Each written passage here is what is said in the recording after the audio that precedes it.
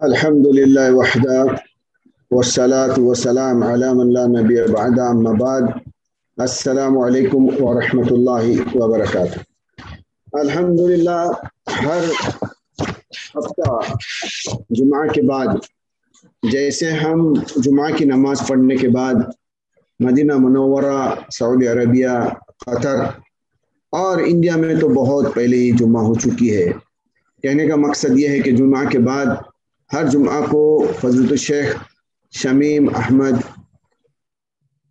حفظہ اللہ ہمیں درس دیتے ہیں، قرآن اور صحیح احادیث پر مبنی کوئی ایک عنوان کو چن کر قرآن کی آیتوں کو مفہوم سمجھاتے ہیں، انبیاء کرام کا طریقہ سمجھاتے ہیں قرآن سے، اور اخیر میں ختم النبین سید المرسلین محمد مصطفیٰ صلی اللہ علیہ وسلم کی سنت یعنی احادیث، صحیح احادیث پر مبنی ان کے اعمال، ان کے اقوال ہمیں سمجھاتے ہیں۔ آج اس پرفتن دور میں اور اس جدید ٹیکنالوجی کے دور میں لوگ توحید پرست تو ہیں، 5 وقت کی نمازیں بھی پڑھتے ہیں، روزہ، زکوٰۃ، حج، نماز کے بارے میں تمام تفصیلیں معلومات لے کر اس کے اوپر روزہ، نماز، حج، زکوٰۃ ہر چیز کی معلومات لے کر اس کے اوپر عمل کرتے ہیں۔ لیکن ان سب سے بڑھ کر تمام انبیاء اور خاتم النبیین محمد مصطفیٰ صلی اللہ علیہ وسلم سے بڑھ کر کوئی توحید پرست تو نہیں ہو سکتا۔ انہوں نے بھی کافی ساری دعائیں اللہ سبحانہ و تعالیٰ کے دربار میں کی ہے۔ اللہ کے رسول محمد مصطفیٰ صلی اللہ علیہ وسلم نے کسی اور کے دربار میں کوئی دعا نہیں کی۔ دعا کیا ہے؟ کیا دعا عبادت ہے؟ دعا کے بھی آداب ہو سکتے ہیں؟ کیا دعا کو بھی وضو کرنا پڑتی ہے؟ وہ ایسے کون سے اوقات ہے، وہ ایسی کون سی چیزیں ہیں کہ جس سے ہماری دعا قبول ہوتی ہے؟ وہ ایسی کون سی چیزیں کہ جس سے ہماری دعا قبولیت کی طرف نہیں جاتی ہے؟ وہ ایسے کون سے اوقات ہیں، وہ کون سے ایسی جگہیں ہیں کہ جہاں پر ہم دعا کریں گے یا جس وقت پر ہم دعا کریں گے تو وہ قبولیت کی طرف ہوتی ہے؟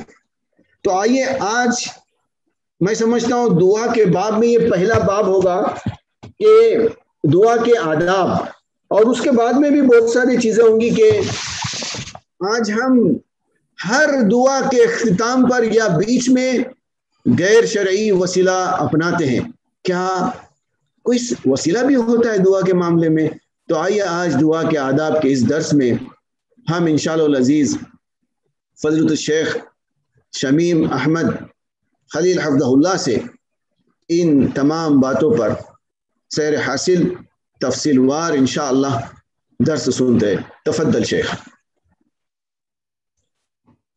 السلام علیکم ورحمۃ اللہ وبرکاتہ۔ ان الحمد للہ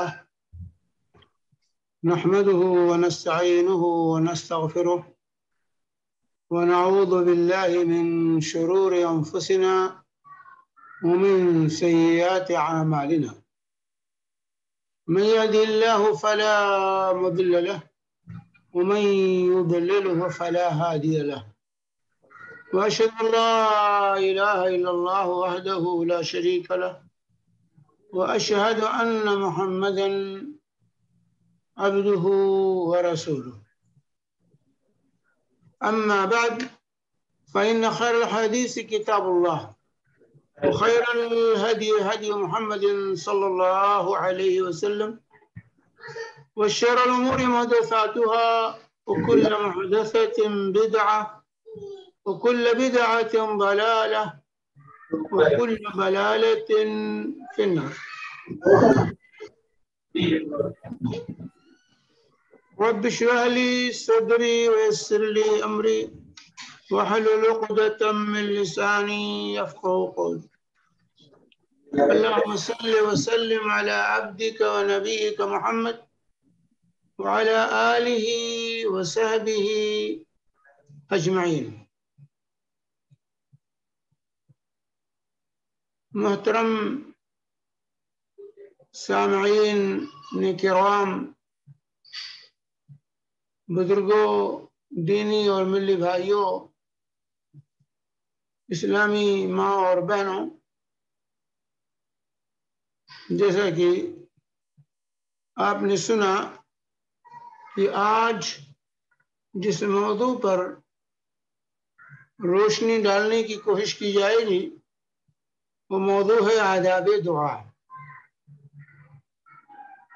دعا یہ مومن کا ہتھیار ہے، لیکن علامہ ابن القیم رحمۃ اللہ علیہ نے بڑی عظیم بات کہی ہے کہ دعا ہتھیار تو ہے، لیکن ہتھیار کے لیے 3 چیزیں ضروری ہوتی ہیں۔ ایک تو ہتھیار کارگر ہو، اثر انداز ہونے والا ہو، دوسرے اس ہتھیار کو جو استعمال کر رہا ہو وہ مضبوط ہاتھ والا ہو، اور اسی طرح تیسری چیز یہ ہے کہ وہاں کوئی مانع اس ہتھیار کے عمل کو، اس کے اثر کو زائل کرنے والی چیز نہ ہو۔ یہ 3 چیزیں ضروری ہوتی ہیں کسی بھی ہتھیار کے لیے۔ اگر ہتھیار تیز نہیں ہے تب بھی ایسے ہتھیار کا فائدہ نہیں، اور استعمال کرنے والا ہاتھ اگر کمزور ہے تو ہتھیار کتنا بھی بہترین ہو اثر انداز نہیں ہوگا۔ اسی طریقے سے اگر کوئی مانع وہاں موجود ہو جو اس کے اثر کو روکنے والا ہو تب بھی ہتھیار کا فائدہ نہ ہو۔ تو دعا یہ مومن کا ہتھیار ہے، اس کے کچھ شرائط، کچھ آداب ہیں جن کا پایا جانا، جن کو اختیار کرنا دعا میں انتہائی ضروری ہے۔ دعا یہ اللہ تبارک و تعالیٰ کو انتہائی محبوب ہے۔ اللہ تبارک و تعالیٰ دعا کو پسند کرتا ہے، اور دعا نہ کرنے پر اللہ رب العالمین ناراض ہوتا ہے، یہ واضح ہونا چاہیے۔ چنانچہ اللہ تبارک و تعالیٰ کا ارشاد ہے، اعوذ باللہ من الشیطان الرجیم، وقال ربكم ادعوني استجب لكم ان الذين يستكبرون عن عبادتي سيدخلون جہنم داخرین۔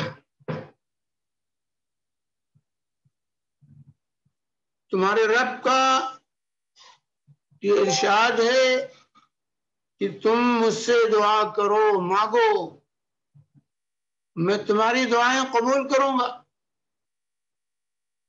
تمہاری مرادیں پوری کروں گا، اور جو لوگ میری عبادت سے یعنی پکارنے سے، مجھ سے دعا کرنے سے گریز کرتے ہیں وہ جہنم میں رسوا اور ذلیل ہو کر داخل ہوں۔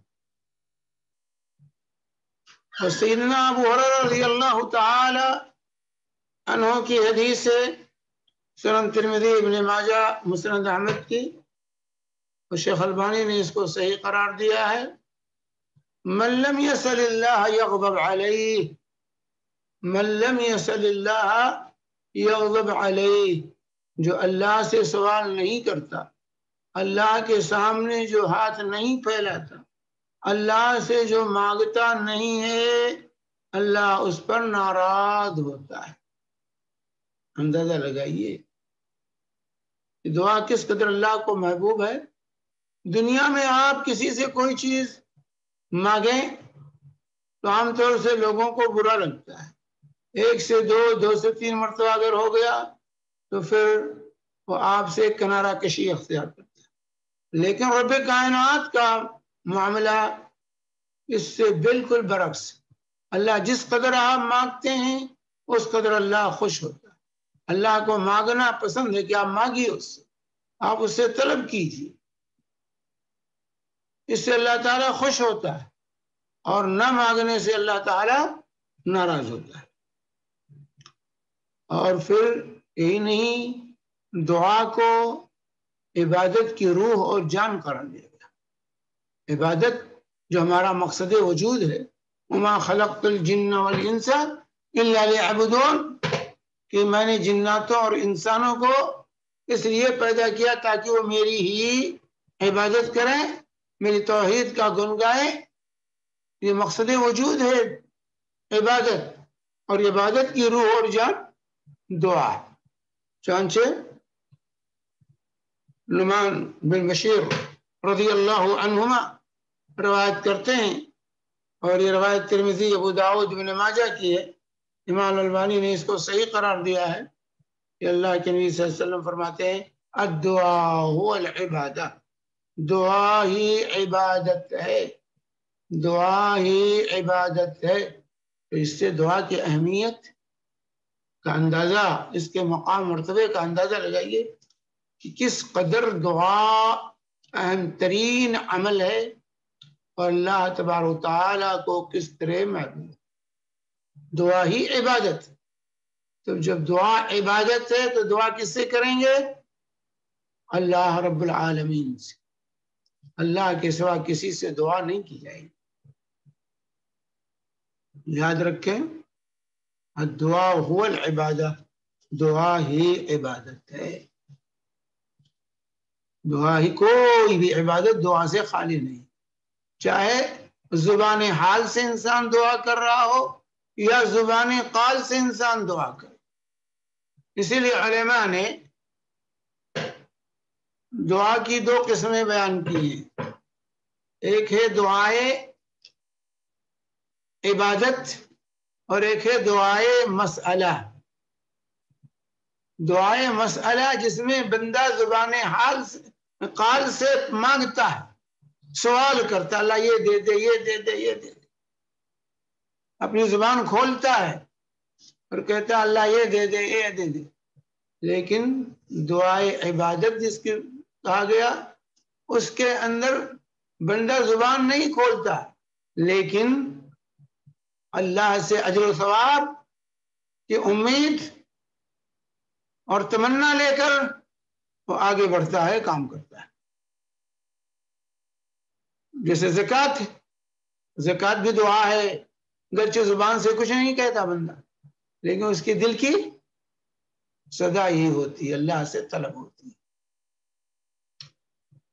دعائے عبادت جو ہے یہ تو صرف اللہ وحدہ لا شریک کے لیے خاص، کسی اور سے ثواب کی، جزا کی امید وابستہ نہیں کر سکتا. ثواب دینے والا، جزا دینے والا اور ہمارے اعمال کو قبول کرنے والا یہ اللہ تبارک و تعالی ہے، اللہ کی ذات. لیکن دعائے مسئلہ کی دو قسمیں بیان کی ہیں علماء نے. ایک تو وہ چیزیں جو اللہ نے اپنے لیے خاص کر دی ہیں، وہ اللہ کے سوا کسی اور سے نہیں مانگ سکتے. طلب کرنا جائز نہیں ہوگا، اگر طلب کرتے ہیں تو شرک ہوگا. اور وہ رہا وہ چیزیں جس کو اللہ تبارک و تعالی نے بندوں کو اختیار دیا ہے، تو ایسی چیزوں کو ان سے طلب کرنا یہ جائز ہوگا. مثال کے طور پر اس کی مثال ایسے سمجھیں کہ جیسے اللہ تبارک و تعالی نے ماں کو اختیار دیا ہے کھانا پکائے اور بچے کو کھانا دے، تو ماں سے کھانا مانگنا کہ امی جی کھانا دے دو، ابو سے پیسے مانگنا کہ ابو مجھے پیسے دے دو. تو یہ چونکہ اللہ تعالی نے ماں باپ کو اس کا اختیار دیا ہے، اس لیے ماں باپ سے یہ چیز طلب کی جا سکتی ہے. طلب کرنے میں کوئی مذائقہ نہیں ہے کیونکہ اللہ نے اختیار دیا ہے. لیکن جن چیزوں میں اللہ نے بندوں کو اختیار نہیں دیا ہے، اس کا طلب کرنا، کسی سے لڑکا مانگے آپ، کسی سے لڑکی مانگے آپ، کسی سے عزت کے طالب ہوں، کسی سے نفع نقصان کی امیدیں وابستہ رکھیں، فلاں بابا نے چاہا تو نیا پار ہو جائے گی، تو یہ شرک ہوگا۔ جن کو اللہ تبارک تعالی نے جس چیز کا اختیار نہیں دیا جس کو، اس سے اس چیز کا طلب کرنا یہ جائز نہیں ہے۔ تو یہاں اس چیز کو جاننا، یہ عام طور سے اہل شرک جو ہیں وہ یہی کہا کرتے ہیں، جو امی سے کھانا مانگ سکتے ہیں، ابو سے پیسہ مانگ سکتے ہیں، تو پیر صاحب سے بیٹا بیٹی کیوں نہیں مانگ سکتے؟ عزت کا سوال کیوں نہیں کر سکتے؟ شفا یابی کا سوال کیوں نہیں کر سکتے؟ نہیں، جو کام اللہ کے لیے اپنے لیے خاص کر لیا ہے اس کو اللہ کے بندوں سے مانگنا شرک ہوگا۔ تو بالاختصار اس چیز کو ذہن نشین رکھے، اگر یہ موضوع نہیں ہے، موضوع تو دعا کے آداب بتلانا ہے آج کی اس ملاقات میں۔ تو دعا کو عبادت سمجھ کے دعا کرنی چاہیے، دعا کو عبادت سمجھ کے دعا کریں، یہ روح عبادت، جان عبادت ہے۔ اس لیے دستے سوال اللہ کے ساتھ، اور وہ معاملات جس میں اللہ نے بندوں کو اختیار دیا ہے وہ بھی صرف اسباب کی حیثیت سے اس کو اختیار کیا جائے گا۔ اصل وہاں بھی توجہ اللہ کی طرف ہوگی کہ اللہ اگر چاہے گا تبھی ماں کھانا دے سکتی، اللہ چاہے گا تبھی باپ پیسے دے سکتا ہے، اگر اللہ کی مرضی نہ ہوئی تو ماں کھانا نہیں دے سکتی، باپ پیسے نہیں دے سکتا، ڈاکٹر دوا کی تجویز نہیں کر سکتا، وہ بھی اللہ رب العالمین ہی کے قبضے قدرت میں ہے۔ یہ بھی یاد رکھنا چاہیے، ان تمام چیزوں کا ذہن نشین ہونا یہ ضروری ہے دعا کے سلسلے میں۔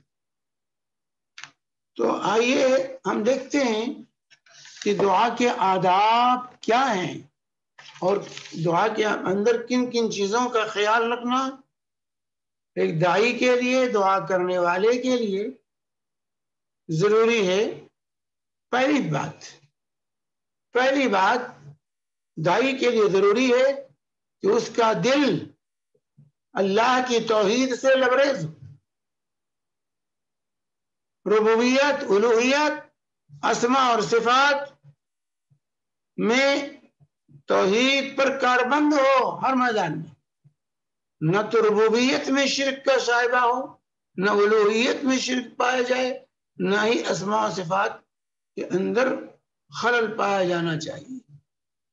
یہ توحید کے جو 3 اقسام ہیں، جو اساس ہیں توحید کے، ان تینوں میں انسان پکا موحد ہو، ربوبیت میں، الوہیت میں اور اسماء اور صفات میں کامل توحید جو اللہ تعالیٰ نے اپنی کتاب کے اندر اور رسول پاک صلی اللہ علیہ وسلم نے احادیث طیبہ کے اندر جس کی وضاحت فرما دی ہے، اس توحید کو اپنے اوپر نافذ کر لے دائی، تب اللہ سے دعا کرے۔ اگر توحید ہی میں خلل ہے تو ایسا انسان جس کی توحید میں خلل ہے تو اللہ سے صحیح طریقے سے نہیں مانگ سکتا اور مانگنے کی ضرورت بھی محسوس نہیں کرتا، وہ تو پھر بابا کے پاس جائے گا،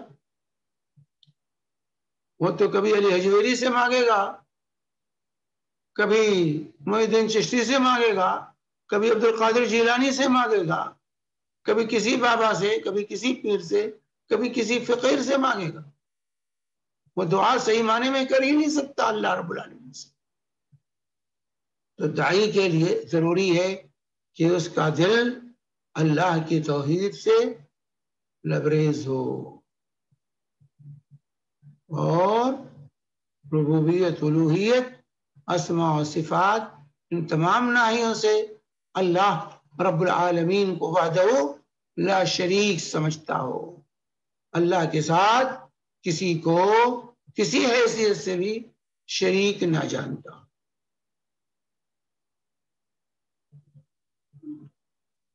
لہذا توحید کا اختیار کرنا ضروری ہے دعا کے لیے۔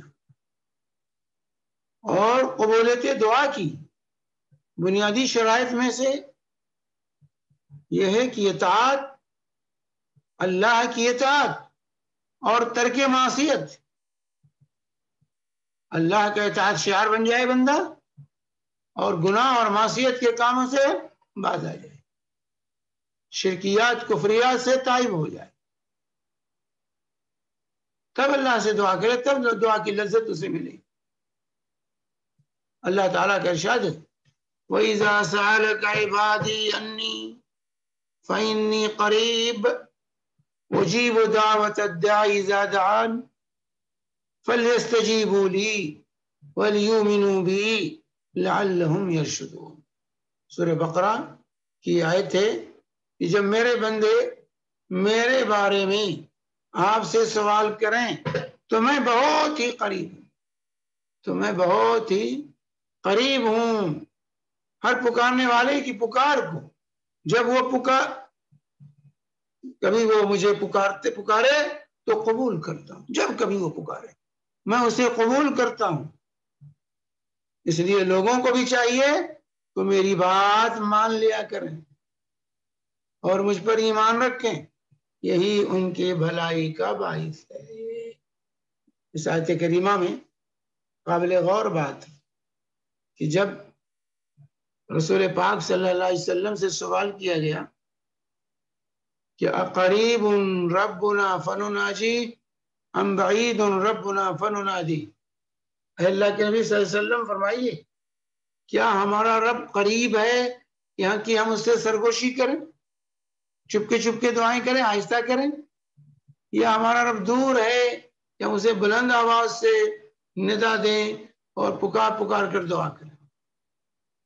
تو جب یہ سوال پیدا ہوا تو اللہ نے کیا کہا فَإِنِّي قَرِيب، یقیناً میں قریب ہوں. یہاں یہ نہیں کہا اللہ نے کہ نبی آپ کہہ دیجئے میں قریب ہوں. قرآن میں مختلف جگہ سوالات کا ذکر ہے، جہاں بھی سوال کیا گیا نبی کریم صلی اللہ علیہ وسلم سے وہاں اللہ نے کہا قل يسألونك عن الأهلة قل يسألونك عن المعيد قل يسألونك عن الأنفال قل. ہر جگہ قل ہے، اے نبی آپ کہہ دیجئے، آپ کہہ دیجئے، آپ کہہ دیجئے، آپ بتلا دیجئے. لیکن جب اللہ کے بارے میں سوال ہوا دعا کے سلسلے میں تو اللہ نے یہ نہیں کہا قل اے نبی آپ کہہ دیجئے، بلکہ رب کائنات نے ڈائریکٹ جواب دیا فَإِنِّي، بغیر فاصلے کے، بغیر کسی دوری کے، فَإِنِّي قریب، یقیناً میں اپنے بندوں سے قریب ہوں. اس لیے کہیں اور جانے کی ضرورت نہیں ہے، کسی مخلوق کے واسطے اور وسیلے کی ضرورت نہیں ہے. اس چیز کو اللہ نے واضح کر دیا فَإِنِّي قریب. تو بندوں کی دعا کے لیے اللہ تک پہنچنے کے لیے کوئی واسطے اور وسیلے کی ضرورت نہیں کہ کوئی پہنچائے. آپ کی دعا کو اللہ تک کوئی پہنچانے والا ہو نہیں. عام طور سے شرک کا دروازہ یہیں سے کھلتا ہے، یہ واسطے اور وسیلے سے. کفار مکہ کیا کہتے تھے ہؤلاء شفاعؤنا عند اللہ، یہ اللہ کے پاس ہمارے سفارشی، ہماری باتیں یہ پہنچاتے. ما نعبدهم الا ليقربونا الى الله زلفى، ہم ان کی عبادت اس لیے کرتے ہیں تاکہ اللہ سے ہمیں قریب کرے. اللہ نے دعا میں اس چیز کو ختم کر دیا. اللہ سے کہنے کے لیے کسی واسطے اور وسیلے کی ضرورت نہیں، اللہ ڈائریکٹ سنتا ہے. اللہ نے کہا ادعونی استجب لکم، تو مجھے سے مانگو میں دینے کے لیے تیار، میں دینے کے لیے تیار. ادعونی استجب لکم، مجھے مانگو. اور یہاں کا فإنی قریب، میں اپنے بندوں سے قریب ہوں، کہیں اور جانے کی ضرورت نہیں. بھائی حاکم وقت آپ کے پاس آ کر کہے کیا چاہیے لے لو، تو آپ جائیں گے وزیر کے پاس، M P M L A کو تلاش کریں گے، کہ آپ موقع کو غنیمت جانتے ہوئے کہیں گے کہ بادشاہ سلامت بھائی خوش ہیں، مانگ لو جو مانگنا ہے، خود کہہ رہے ہیں جو مانگو، پھر آپ وسیلے اور واسطے کے چکر میں نہیں جاتے۔ لیکن جب رب کائنات کی بات آتی ہے، جس کے بعد اللہ خود کہتا ہے وَإِنِّي قریب، میں اپنے بندوں سے قریب ہوں، پھر بھی ہم واسطے اور وسیلے کے چکر میں چکر لگاتے ہیں، گھوڑے شاہ، کھچر شاہ، بلی شاہ، کتے شاہ، کتنے شاہ بنا رہے، جمال شاہ، کمال شاہ، اور پھر سب کا چکر لگاتے ہیں، کہتے ہیں نہیں ہماری ڈائریکٹ بات کیسے اللہ سنے گا، ہمیں تو ان واسطے سے جانا چاہیے۔ اللہ کہہ رہا فَإِنِّي قریب، میں اپنے بندوں سے قریب، کہیں جانے کی ضرورت نہیں کسی گھوڑے شاہ کے پاس، نہ کتے شاہ کے پاس، نہ جمال شاہ نہ کمال شاہ، کسی شاہ و گدا کے پاس جانے کی ضرورت نہیں، ڈائریکٹ اللہ کہتا ادعونی، مجھ کو پکارو، مجھ سے مانگو، میں دینے کے لیے تیار۔ میرے بھائیو، قرآن پاک کے اندر اللہ تبارک تعالیٰ نے انبیاء کرام کی دعائیں ذکر کی، اور انبیاء تمام کے تمام ایک درجے کے تو نہیں تھے، اولو العزم بھی تھے ان میں، لیکن کیا کسی نبی نے کسی اپنے سے بڑے نبی کا واسطہ وسیلہ پکڑا؟ کیا انبیاء بنی اسرائیل جو موسیٰ علیہ السلام کی شریعت کے اندر میں تھے، انہوں نے موسیٰ کا واسطہ پکڑا؟ نہیں، کسی نبی نے، دعائیں تمام موجود ہیں، کسی نبی نے رب کو پکار، رب انی مسنی الضر ربنا ظلمنا انفسنا رب هب لی من الصالحین۔ ہر جگہ انبیاء نے ڈائریکٹ رب العالمین کو پکارا ہے، حتیٰ کہ ابلیس نے بھی جب پکارا تو وہ بھی واسطہ وسیلہ تلاش کرنے نہیں گیا، اس نے بھی ڈائریکٹ اللہ رب العالمین کو پکارا، اس کی دعا بھی اللہ تعالیٰ نے قرآن میں ذکر ہے۔ تو یہ وسیلے اور واسطے کا جو چکر ہے، اس نے سارا معاملہ خراب کیا ہے۔ تو اللہ تعالیٰ یہاں کہتا ہے میرے بندے جب میرے بارے میں پوچھیں تو میں اپنے بندوں سے زیادہ قریب، سب سے زیادہ قریب۔ نبی کو وسیلہ نہیں بنایا کہ اے نبی آپ کہہ دیجیے، نہیں، ڈائریکٹ اللہ نے جواب دیا، تاکہ یہ دعا کا قضیہ لوگوں کی سمجھ میں آ جائے۔ خالق کی بات مخلوق تک پہنچنے کے لیے انبیاء وسیلہ، لیکن مخلوق کی بات خالق تک پہنچنے کے لیے اللہ نے کوئی وسیلہ نہیں بنایا ہے، کوئی واسطہ نہیں بنایا کہ اس واسطے سے جاؤ اللہ تک۔ تو اس لیے انسان کو چاہیے کہ اس کا دل اللہ کی توحید سے لبریز ہو، توحید کے اندر خلل نہ آنے پائے۔ دوسری چیز دعا کے سلسلے میں کہ دعا کے اندر اخلاص للہیت، اخلاص کے ساتھ مانگے، خالص اللہ رب العالمین، اس میں ریا و نمود، دکھاوا نہ پایا جائے کہ دکھانے کے لیے تو لمبے لمبے دعائیں کر رہے ہیں لیکن دل میں کچھ نہیں ہے۔ نہیں، دل کی گہرائیوں سے پوری اخلاص کے ساتھ اللہ رب العالمین کو پکارنے کی اور دعا کرنے کی کوشش کرنی چاہیے۔ وما امروا الا ليعبدوا الله مخلصین لہ الدین حنفاء۔ سورہ بینہ میں اللہ فرماتا ہے انہیں اس کے سوا کوئی حکم نہیں دیا گیا تھا کہ صرف اللہ کی عبادت کریں، صرف اللہ کی عبادت کریں، اسی کے لیے عبادت کو خالص رکھیں یکسو ہو کر۔ تو دعا عبادت ہے، دعا میں اخلاص ضروری ہے، اخلاص للہیت کے ساتھ انسان کو دعا کرنی چاہیے۔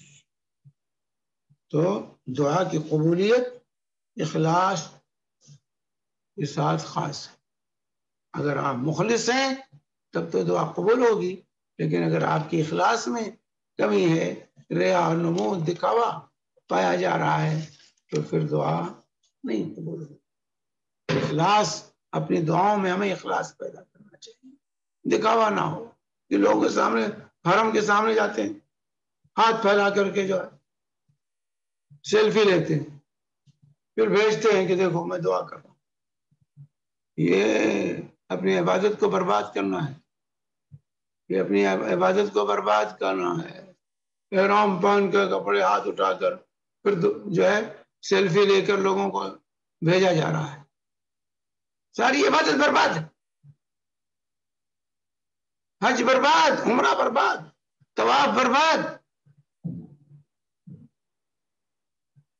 اللہ کے نبی صلی اللہ علیہ وسلم نے کیا فرمایا؟ من عامل عملا اشرک فیہ معی غیری ترکتہ وشرکہ، جو کوئی عمل کرے اور اس میں میرے ساتھ کسی اور کو شریک کر لے تو میں اس کو اور اس کے عمل کو سب کو چھوڑ دیتا ہوں، اس کی کوئی ضرورت اور پرواہ نہیں۔ انا اغنی شرکاء، یعنی شرک، میں سب سے زیادہ ساجھیداری سے بے نیاز ہوں، اللہ کو ساجھیداری نہیں چاہیے۔ اس لیے دعا میں اخلاص اللہ، دکھانے کے لیے دعا کیجیے، دکھاوے کے لیے دعا نہ کیجیے کہ لمبا چوڑا ہاتھ پھیلا کر کے جو ہے دکھا رہے ہیں پوری دنیا کو کہ ہم تو دعا کر رہے ہیں۔ تیسری چیز دعا میں کہ دعا میں اللہ کے اسماء حسنی کا ذکر ہونا چاہیے، اللہ کے اسماء و صفات کا ذکر دعاؤں میں کیجئے، یہ بہترین وسیلہ ہے۔ یہ وسیلہ رکھتے ہیں، اللہ کے اسماء حسنی کا وسیلہ لیجئے، یعنی دعا میں اس کو ان ناموں سے اللہ کو پکاریے، اللہ سے دعائیں کیجئے ان ناموں کے ساتھ۔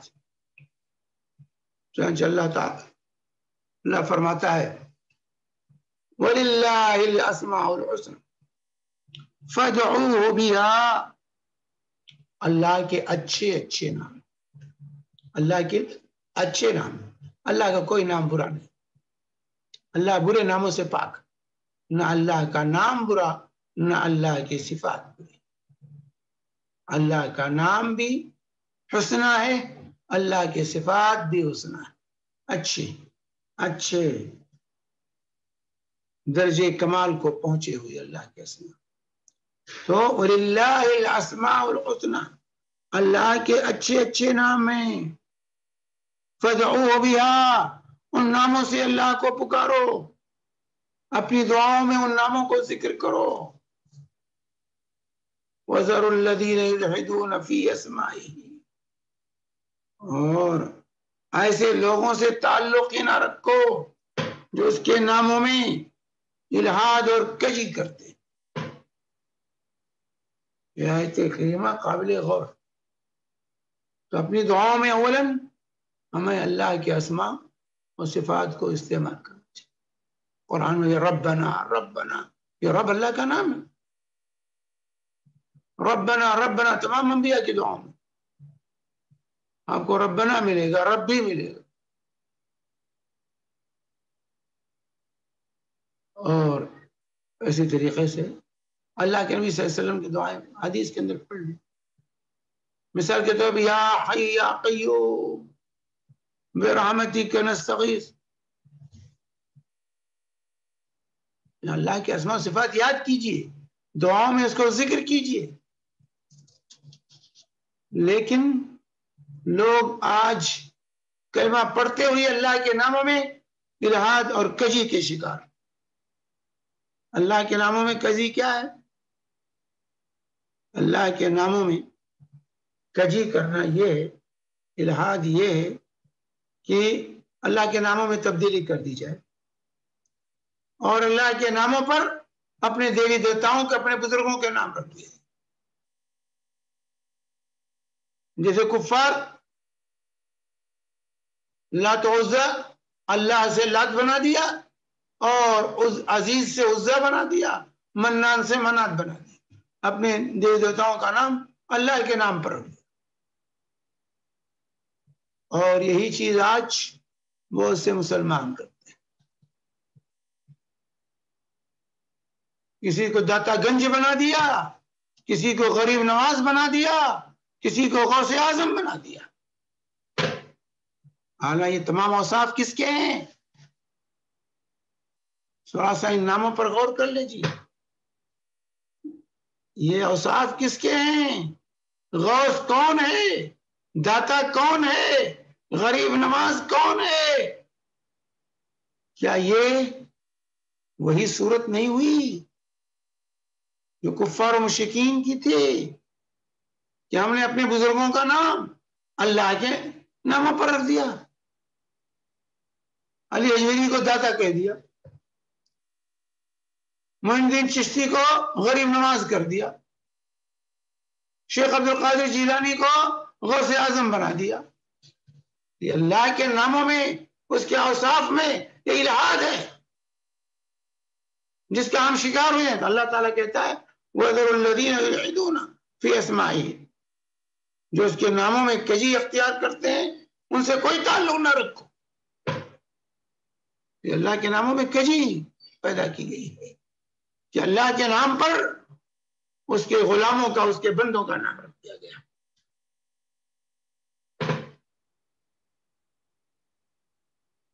تو اللہ کے اسماء حسنی دعاؤں میں استعمال کیجیے، اللہ کے ناموں سے اللہ کو پکاریے، اللہ سے دعا کیجیے۔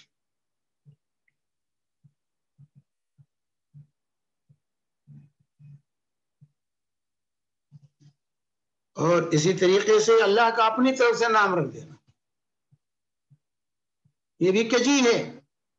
اللہ کا اپنی طرف سے کوئی نام نہیں رکھنا چاہیے، اللہ کو انہی ناموں سے پکارنا چاہیے جو نام اللہ تعالیٰ نے قرآن میں اور اللہ کے نبی صلی اللہ علیہ وسلم نے حدیث کے اندر بیان کی۔ اپنی طرف سے کوئی نام اللہ کا نہیں رکھنا چاہیے، انہی ناموں سے اللہ کو پکاریے۔ چنانچہ نصارہ نے فادر کہہ دیا، آپ اللہ کا نام کیا رکھ دیا؟ فادر۔ یہ کجی ہے، اللہ کا اپنی طرف سے کوئی نام ہم نہیں رکھ سکتے۔ اسی لیے میرے بھائی اللہ کے ناموں کو استعمال کرنے میں بھی احتیاط کرنا چاہیے، بہت احتیاط کی ضرورت ہے،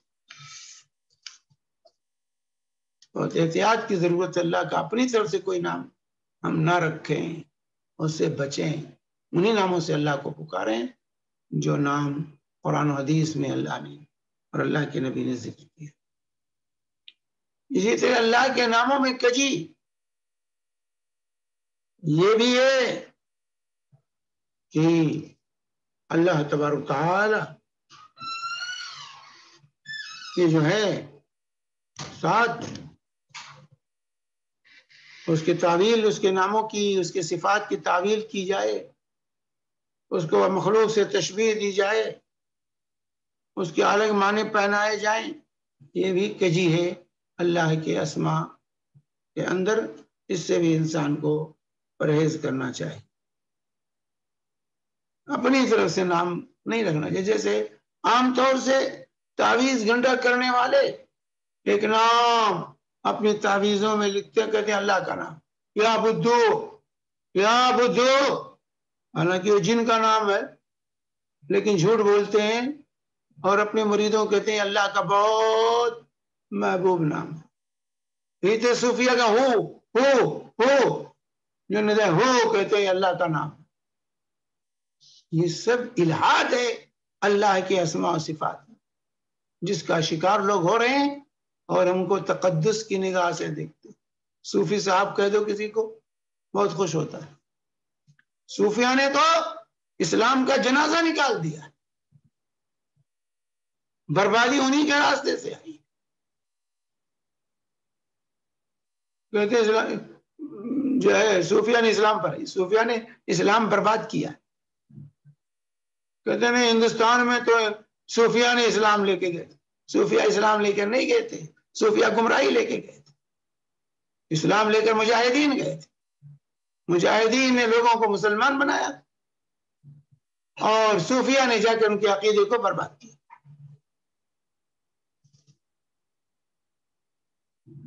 چوتھی چیز دعا کے سلسلے میں کہ دعا جب شروع کریں تو اللہ کے حمد و ثنا سے، اللہ کے حمد و ثنا پہلے بیان کریں، اللہ کی تعریف کریں۔ دنیا میں بھی میرے بھائی کسی کے پاس جاتے ہیں کسی سے مانگنے کے لیے تو پہلے تعریف کے پل باندھتے ہیں، اس کے بعد اپنی بات اس کے سامنے رکھتے ہیں۔ تو رب کائنات سے مانگنا ہے تو پہلے اس کی حمد و ثنا بیان کیجیے۔ چنانچہ فضالہ بن عبید رضی اللہ تعالی عنہ روایت کرتے ہیں کہ ہم رسول پاک صلی اللہ علیہ وسلم کے ساتھ بیٹھے ہوئے تھے، اذ دخل رجل فصلی، اتنے میں ایک آدمی آیا اور اس نے صلاۃ ادا کی، نماز پڑھی، اور پھر اس نے کہا نماز میں اللہم اغفر لی وارحمنی، اے اللہ مجھے بخش دے، مجھ پر رحم فرما۔ تو رسول پاک صلی اللہ علیہ وسلم نے فرمایا عجلت ایھا المصلی، اے نمازی تو نے جلد بازی کی ہے، اے نمازی تو نے جلد بازی کی ہے۔ اذا صلیت فقعدت فاحمد اللہ بما هو اہلہ وصلی علی ثم ادعو۔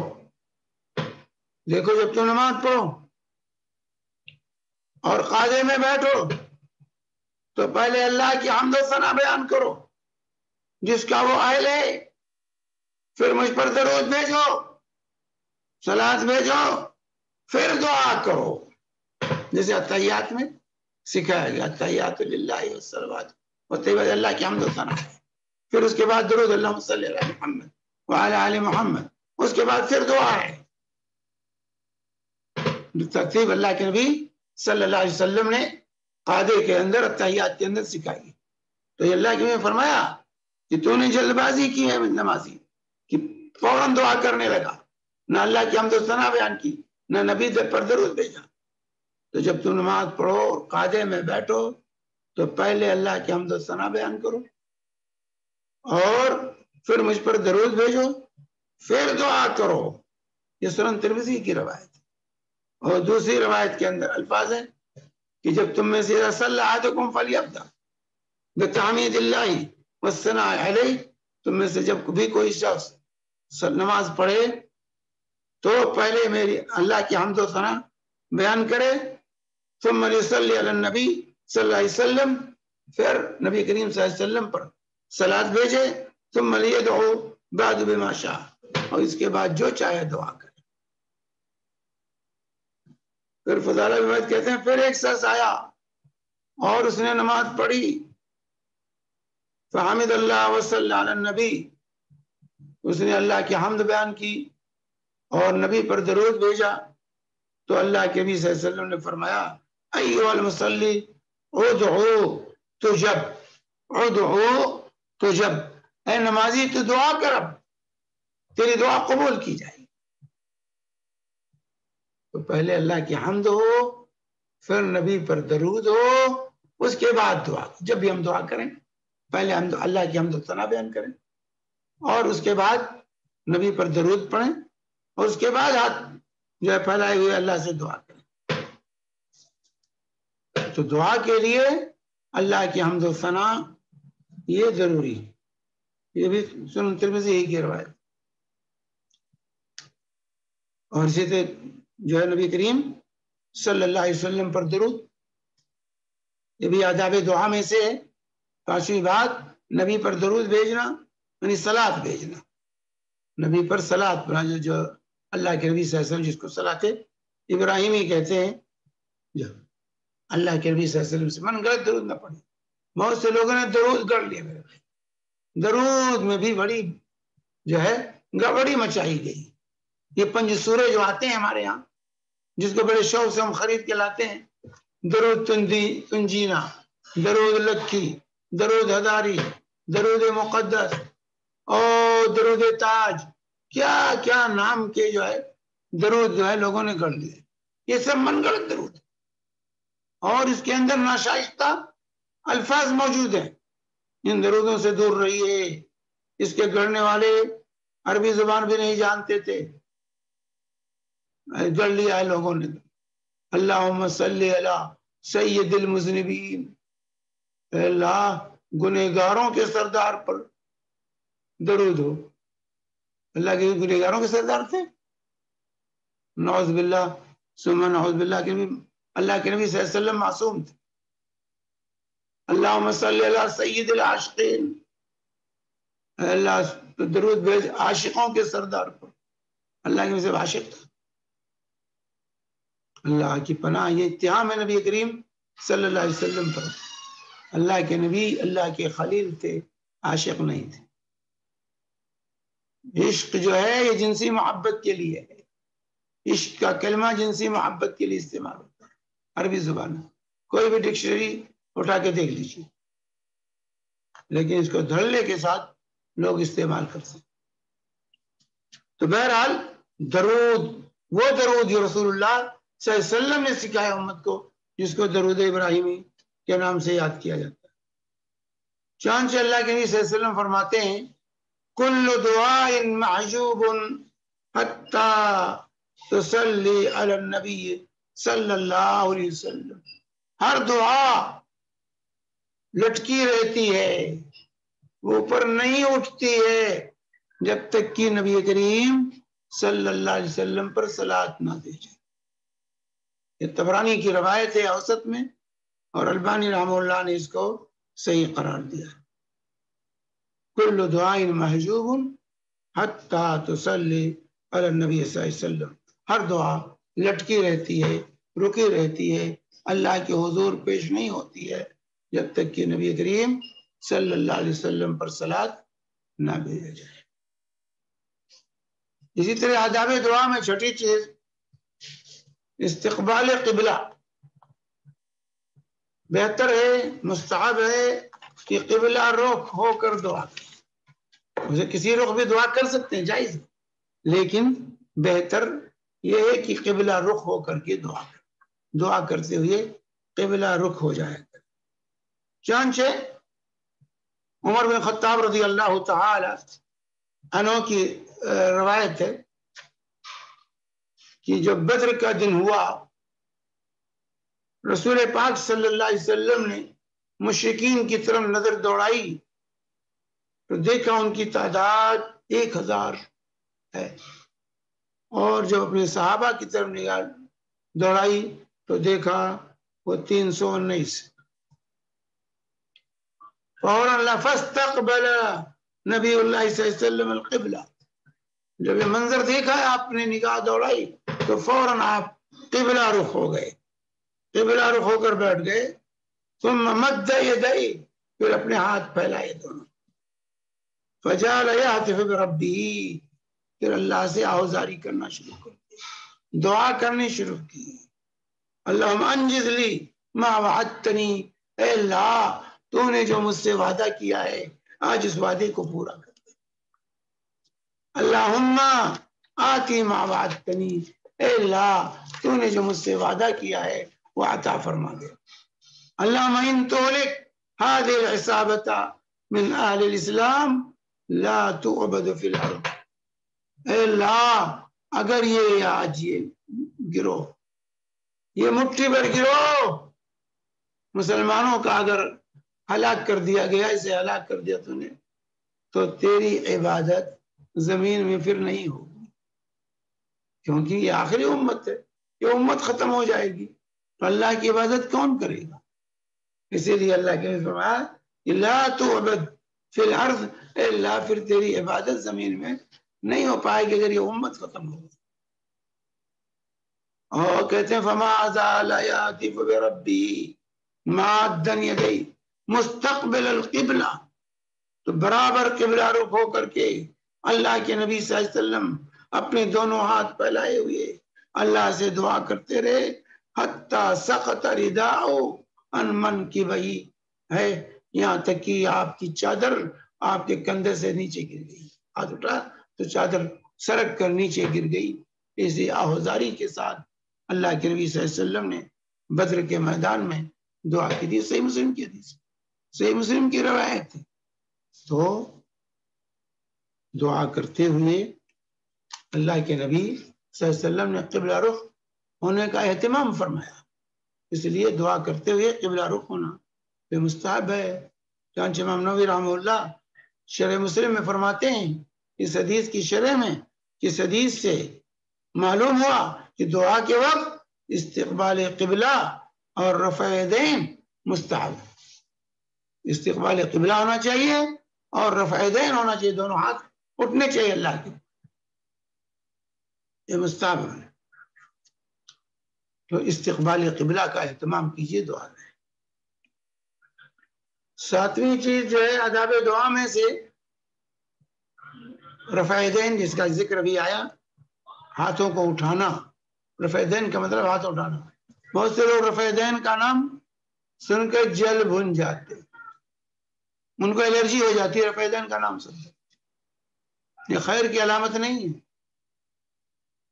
رفع یدین دعا میں بھی ہے، رفع یدین نماز میں بھی ہے. یہ اللہ کے نبی صلی اللہ علیہ وسلم کی سنت ہے. اور رفع یدین سے چڑھنا نبی کریم صلی اللہ علیہ وسلم کی سنت سے چڑھنا ہے.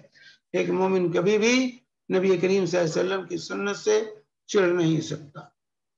تو دعا کے لیے رفع یدین کا اہتمام کرنا چاہیے، دونوں ہتھیلی اٹھنی چاہیے. چنانچہ سلمان فارسی رضی اللہ تعالی عنہ کی روایت ہے کہ اللہ کے نبی صلی اللہ علیہ وسلم فرمایا ان ربکم تبارک و تعالی حی کریم یستحی من عبده اذا رفع یدیہ الیہ ان یردہما صفرا. تمہارا رب بڑا حیادار ہے، بڑا بخشش کرنے والا، نوازش کرنے والا ہے، بڑا سخی ہے. تمہارا رب حیادار ہے، سخی اور داتا ہے. جب بندہ اپنے ہاتھ اس کے سامنے اٹھاتا ہے تو اس کو خالی لوٹانا اللہ کو بھاتا نہیں. اس کو حیا آتی ہے کہ اپنے بندے کی ہتھیلی کو خالی کیسے لوٹا دے. اس لیے دعا میں ہاتھ اٹھائیے، اللہ تعالیٰ سے دعا کیجیے. تو دعا کرتے ہوئے ہتھیلی کا اندرونی حصہ یہ اوپر ہونا چاہیے. کچھ لوگ ایسے کر لیتے، ایسے نہیں، چہرے کی طرف ہتھیلی کر لیتے. نہیں، ہتھیلی آسمان کی طرف. ہتھیلی یہ اندرونی حصہ آسمان کی طرف ہونا چاہیے، ایسے نہیں ہونا چاہیے. اپنے چہرے کی طرف ہتھیلی مت کیجیے، ہتھیلی آسمان کی طرف کیجیے. ہتھیلی کھلی ہوئی ہو اور جو دونوں آپس میں جو ہے جٹی ہوئی ہوں. یہ نہیں بہت سے لوگ ایسے پھیلا دیتے، ایسے پھیلاتے نہیں، یہ نہیں ثابت ہے. ثابت جو ہے سنت سے دونوں ہتھیلیاں ملی ہوئی ہوں اور ہتھیلی کا اندرونی حصہ آسمان کی طرف. تو دعا کرتے ہوئے ہتھیلی کا اندرونی حصہ آسمان کی طرف ہونا چاہیے اور پوری آہوزاری کے ساتھ، عاجزی کے ساتھ اللہ سے طلب کجے. فقیر جو کسی سے مانگتا ہے تو عاجزی کے ساتھ ہاتھ پھیلاتا ہے. اس کے ساتھ اللہ کے سامنے ہمیں بھی اپنا ہاتھ عاجزی کے ساتھ پھیلانا چاہیے تاکہ عطا کا انتظار ہوا کہ ہم انتظار کر رہے ہیں اللہ ہمیں دے. چنانچہ مالک بن یسار رضی اللہ تعالی عنہ کی روایت ہے، ابو داؤد کی صحیح حدیث امام البانی نے صحیح قرار دیا ہے. کہتے ہیں کہ رسول پاک صلی اللہ علیہ وسلم نے فرمایا اذا سألتم اللہ فاسألوه ببطون اکفکم ولا تسألوه بظہورها. کہ جب تم اللہ سے مانگو، سوال کرو تو اپنے ہتھیلی کے اندرونی حصے کو اس کے سامنے پھیلاؤ. یہ ہتھیلی کا یہ اندرونی حصہ، یہ پشت نہیں، ایسا نہیں، اس طرح پھیلاؤ. اندرونی حصہ اللہ کی طرف، اندرونی حصہ جو ہے آسمان کی طرف اٹھا کر اللہ سے مانگو. ولا تسألوه بظہورها، اور اس کے پشت سے نہ مانگو. اس طرح پشت ایسا ہاتھ نہ کرو، بلکہ اس طرح ہاتھ پھیلا کر کے دعا کرو. اور ایسے کریں گے تب بھی وہی بات ہے، ایسے بھی نہ کرو بلکہ ہتھیلی ایسے پھیلی ہوئی ہو آسمان کی طرف. یہ روایت سنن نبی داؤد کی صحیح حدیث. تو دونوں ہتھیلیوں کو ملا کے رکھیں، پھیلا کے نہیں. جہاں شیخ عثیمین رحمۃ اللہ علیہ فرماتے ہیں کہ دونوں ہتھیلیاں ملی ہوئی ہونی چاہیے. انہیں جدا کرنے کے سلسلے میں نہ تو رسول پاک صلی اللہ علیہ وسلم کی سنت سے کوئی اس کا ثبوت ملا اور نہ ہی علماء کے اقوال میں اس کا کہیں ثبوت ہے. بہت سے لوگ ایسے پھیلا دیتے ہیں، یہ غلط ہے. دونوں ہتھیلیاں ملی ہوئی ہونی چاہیے. بھائی کسی کے سامنے ہاتھ پھیلائیں گے تو ملی ہوئی رہے، نہیں تو دے گا تو گر جائے گا نیچے. تو اللہ سے مانگتے ہیں تو ہتھیلی ملی ہوئی ہو، تاکہ جو اللہ دے اس کو سمیٹ سکیں آپ. تو یہ جو ہے ہتھیلی کا پھیلانا اللہ کے سامنے، ہتھیلی پھیلائیے. یہ ادب جو ہے سکھایا گیا ہے رب العالمین دعا کرتے ہوئے کہ ہتھیلی آپ کی اللہ کے سامنے کھلی ہوئی ہو. وہ کہ آپ محتاج ہیں، فقیر ہیں، اپنی فقر کا محتاجی کا اعلان ہوتا ہے. ہاتھ پھیلانا اپنی بے بسی بے کسی کا اظہار ہے اللہ کے سامنے. تو ہاتھ پھیلا کر ہم اللہ کے سامنے اپنی بے بسی اور بے کسی کا اظہار کرتے ہیں. اس لیے دعا کرتے ہوئے ہاتھ پھیلائیے، اٹھائیے، رفع یدین کیجیے اور اللہ سے مانگیے پوری آہوزاری کے ساتھ.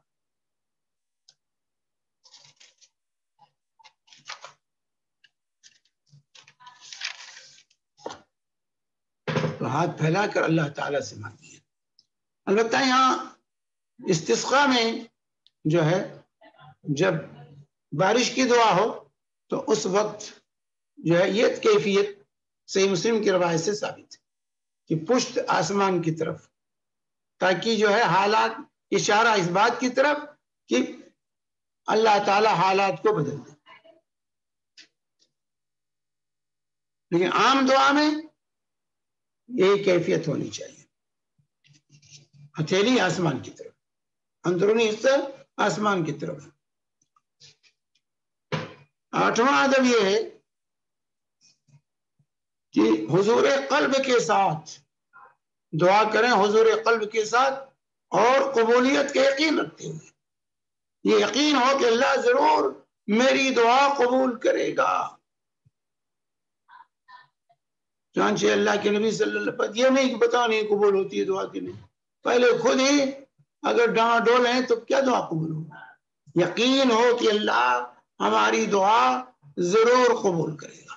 اس یقین کے ساتھ دعا کرنی چاہیے. ادعوا اللہ وانتم موقنون بالاجابہ، تم اللہ سے دعا کرو جبکہ تمہیں دعا کے قبولیت کا یقین ہو. اس حالت میں دعا کرو کہ دعا کی قبولیت کا تمہیں یقین ہو کہ اللہ میری دعا ضرور قبول کرے گا. وَاعْلَمُوا أَنَّ اللَّهَ لَا يَسْتَجِيبُ دعاء من قلب غافل اللہ. اللہ تعالی غافل کی دعا نہیں قبول کرتا. اللہ تعالی غافل کی دعا نہیں قبول کرتا. تو دعا کرتے ہوئے اس یقین ہو کہ اللہ ہماری دعا ضرور قبول کرے گا اور اللہ کی طرف پوری توجہ ہونی چاہیے. یہ نہیں کہ دعا کر رہے ہیں ادھر بھی دیکھ رہے ہیں ادھر بھی دیکھ رہے ہیں. مساجد میں ایسے دائی نظر آتے ہیں، ہاتھ تو اٹھائے رہیں گے لیکن چاروں طرف نظر، اس کو بھی دیکھ رہے ہیں اس کو بھی دیکھ رہے ہیں اس کو بھی دیکھ رہے ہیں. یہ دعا نہیں ہے. توجہ اللہ کی طرف، اللہ کے سامنے ہاتھ پھیلاؤ تو توجہ بھی اللہ کی طرف ہونی چاہیے. ترمذی کی جو ہے صحیح حدیث ہے. 9ویں بات جو ہے آداب دعا میں سے کہ دعا پورے اصرار الہا کے ساتھ اصرار کے ساتھ زور کے ساتھ دعا کیجیے، زوردار انداز میں بار بار. جلد بازی نہ کیجیے، جلد بازی نہیں ہونی چاہیے دعا میں. یعنی دنیا اور آخرت کی جو خیر کی چیز ہے وہ سب کچھ اللہ سے مانگیے، بار بار مانگیے، پورے الہا اصرار کے ساتھ مانگیے. یہ دعا کا طریقہ ہے. بار بار مانگیے اور پورے الہا کے ساتھ اصرار کے ساتھ مانگیے. اللہ مجھے دے دے، تیرا در چھوڑ کے نہیں جاؤں گا. اور جلد بازی نہ کریں. صحابہ نے پوچھا یا رسول اللہ جلد بازی کیا ہے؟ تو اللہ کے نبی صلی اللہ علیہ وسلم نے فرمایا، جو ہے اللہ کے نبی صلی اللہ علیہ وسلم کے حدیث فرماتے ہیں استجاب للعبد ما لم يدعو باسم او قطیعۃ رحم ما لم يستعجل، کہ اللہ تبارک تعالیٰ بندے کی دعا قبول کرتا ہے جب تک کہ کسی گناہ کا دعا نہ کرے اور قطع رحمی کی رشتہ توڑنے کی دعا نہ کرے تو اللہ اس کی دعا قبول کرتا ہے. ما لم يستعجل، بشرطے کی جلد بازی نہ کرے. قیل یا رسول اللہ مل استعجال، اللہ کے نبی صلی اللہ علیہ وسلم جلد بازی کیا ہے؟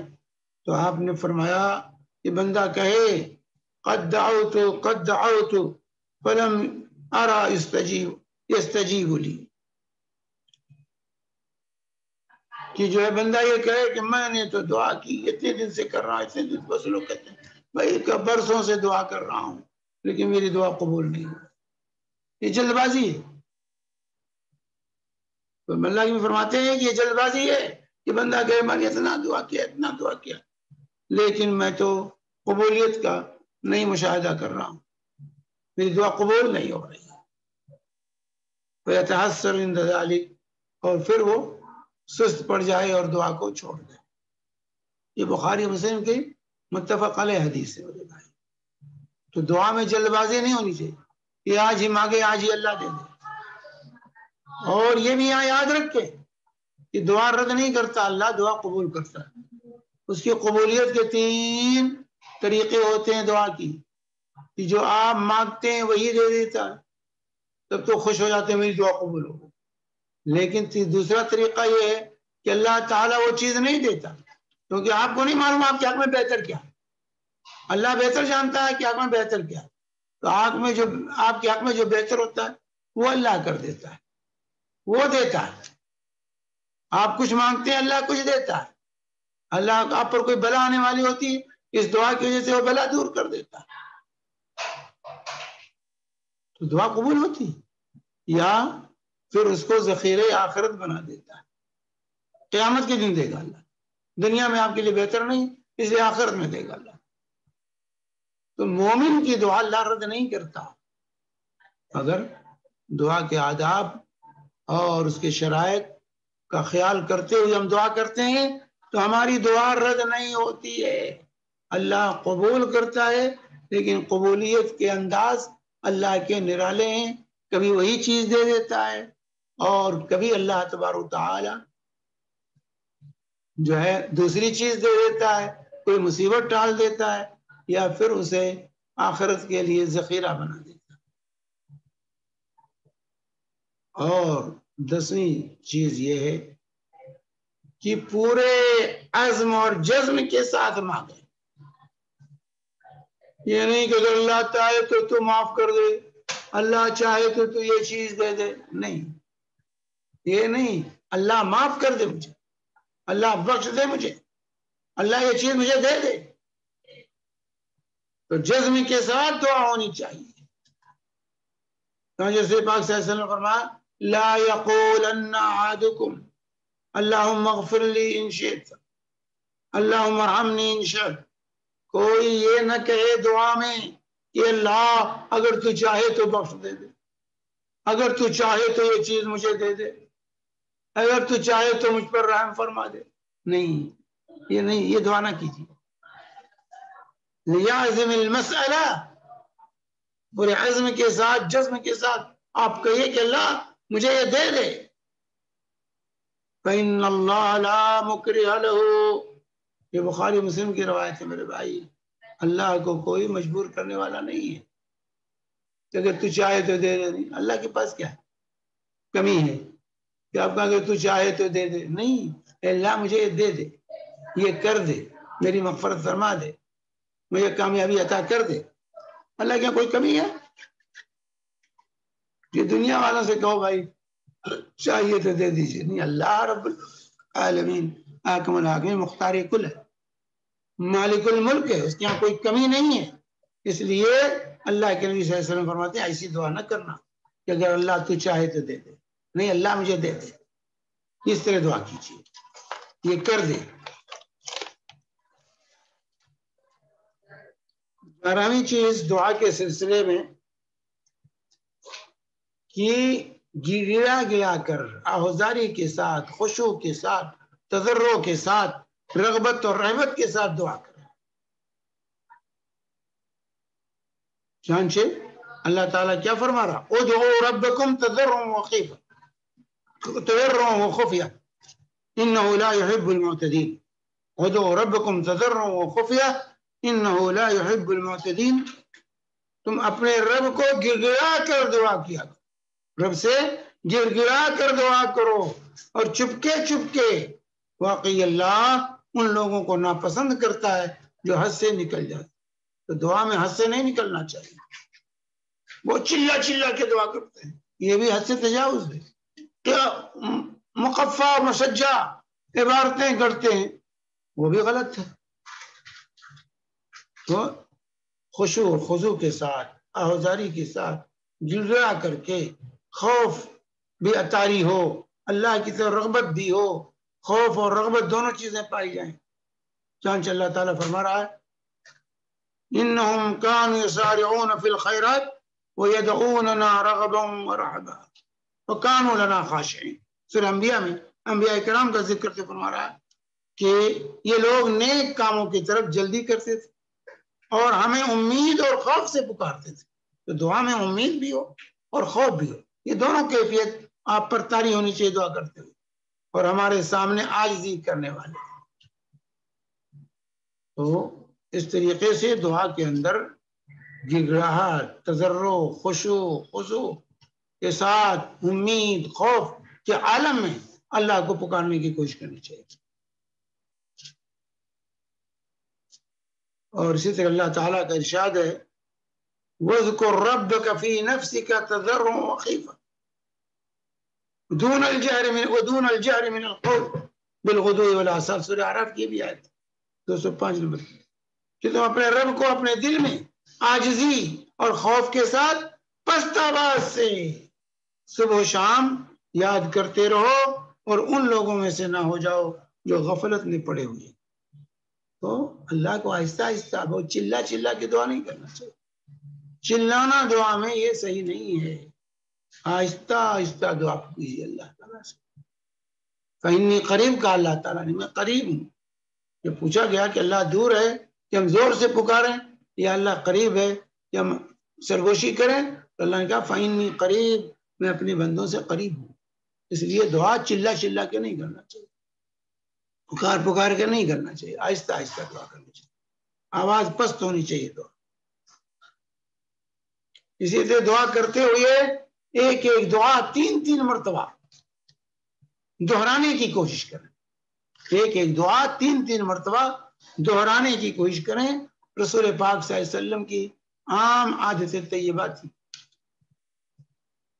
چنانچہ اس سلسلے میں عبداللہ بن مسعود رضی اللہ تعالی عنہما کی روایت ہے بخاری اور مسلم کی، جب اللہ کے نبی صلی اللہ علیہ وسلم نے، قریش کے لوگوں نے، ابو جہل وغیرہ نے شرارت کی تھی اور آپ کے پشت پر لا کر کے جو ہے اونٹ کا اوجھ لا کر کے رکھ دیا تھا جبکہ آپ سجدے کی حالت میں تھے، تو اس وقت اللہ کے نبی صلی اللہ علیہ وسلم نے ان لوگوں کے لیے جو بد دعا کی تھی اس کا ذکر کرتے ہوئے عبداللہ بن مسعود رضی اللہ تعالی عنہ فرماتے ہیں وَكَانَ إِذَا دَعَا دَعَا ثَلَاثًا وَإِذَا سَأَلَ ثَلَاثًا۔ اللہ کے لیے جب دعا کرتے تھے 3 بار دعا کرتے، جب سوال کرتے تھے 3 مرتبہ سوال کرتے تھے۔ تو ہر دعا کو 3 مرتبہ دہرائیے، دوہرا کر کے دعا کیجیے۔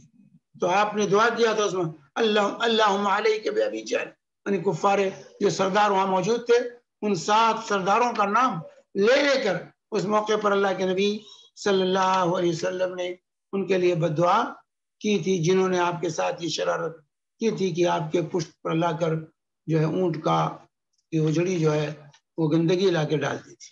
یہ بخاری مسلم کی متفق ہے۔ تو دعا کرتے ہوئے ایک ایک دعا کو 3 مرتبہ دوہرا کر جو ہے اللہ سے مانگنا چاہیے۔ اسی طریقے سے ہم چاہتے ہیں ہماری دعا قبولیت سے ہمکنار ہو تو حلال کھائیے، حلال پہنیے، حلال پیجیے، حرام سے دور رہیے۔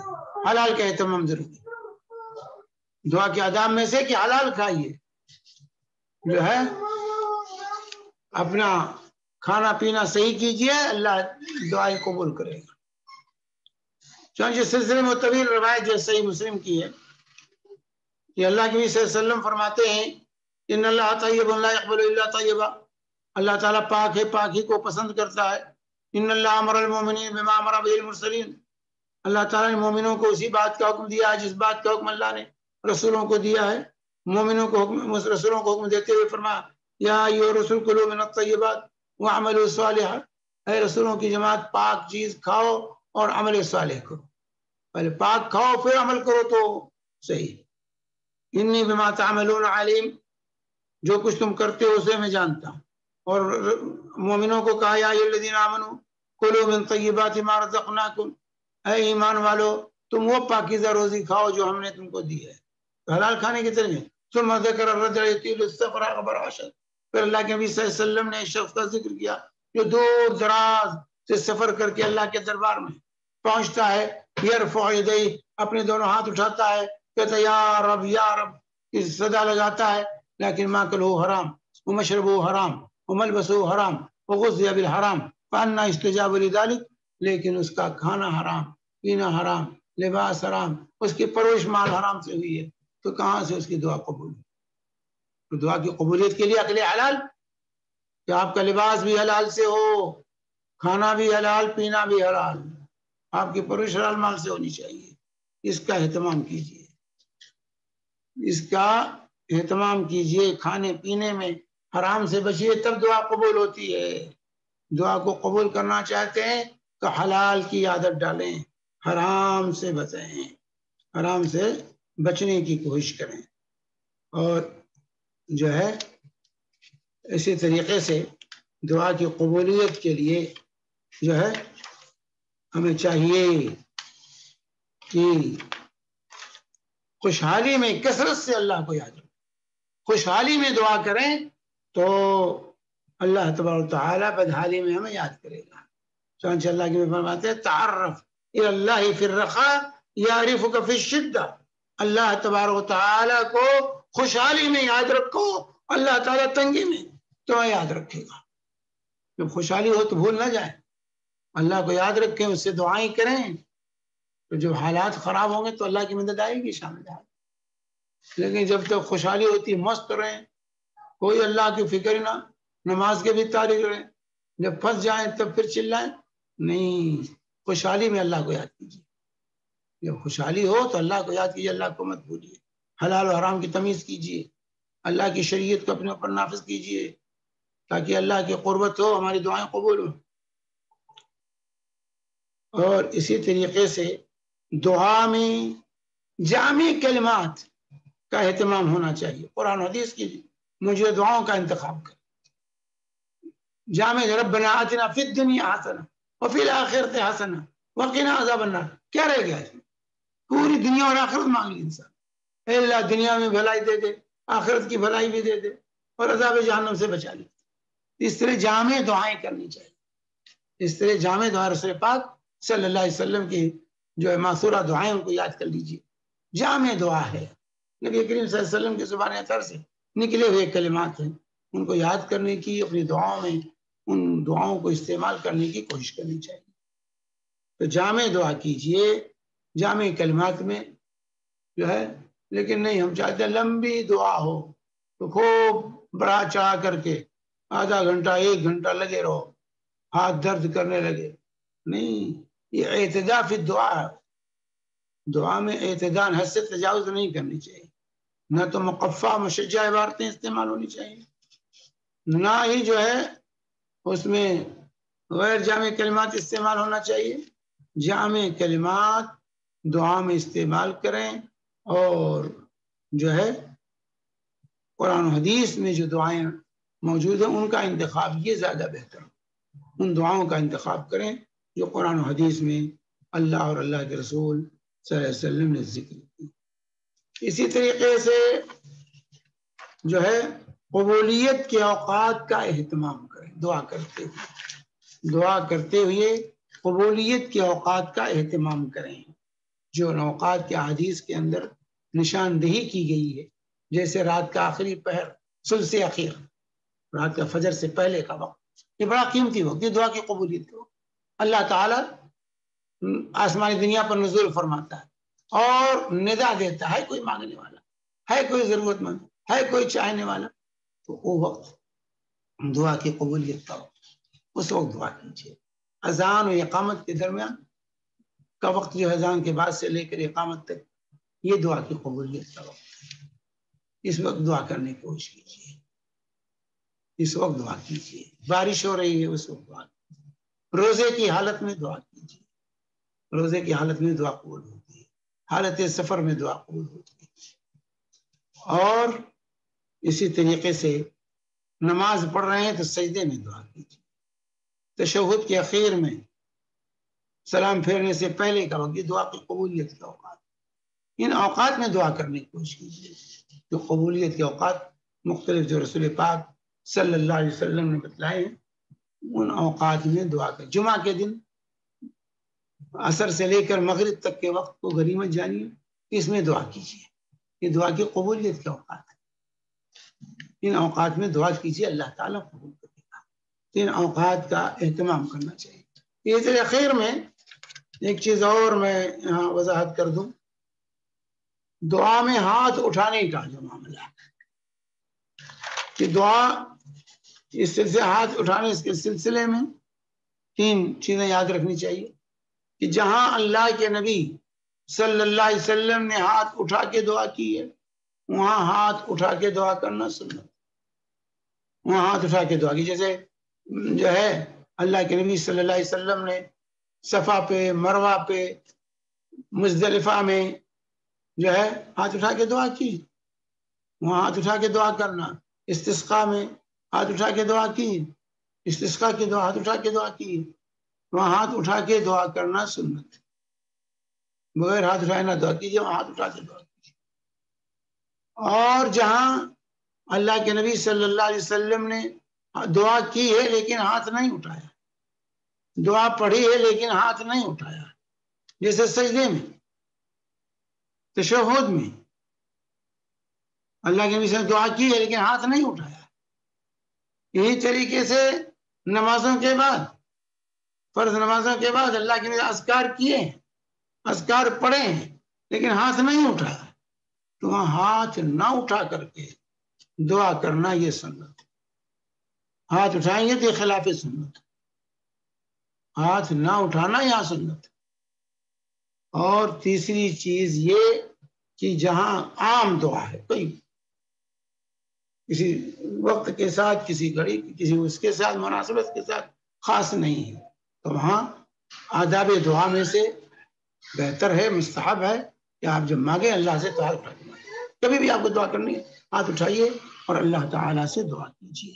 اس تفصیل کا جاننا یہ ضروری ہے، بہت سے لوگ اس میں بھی خلط میں باز کرتے ہیں۔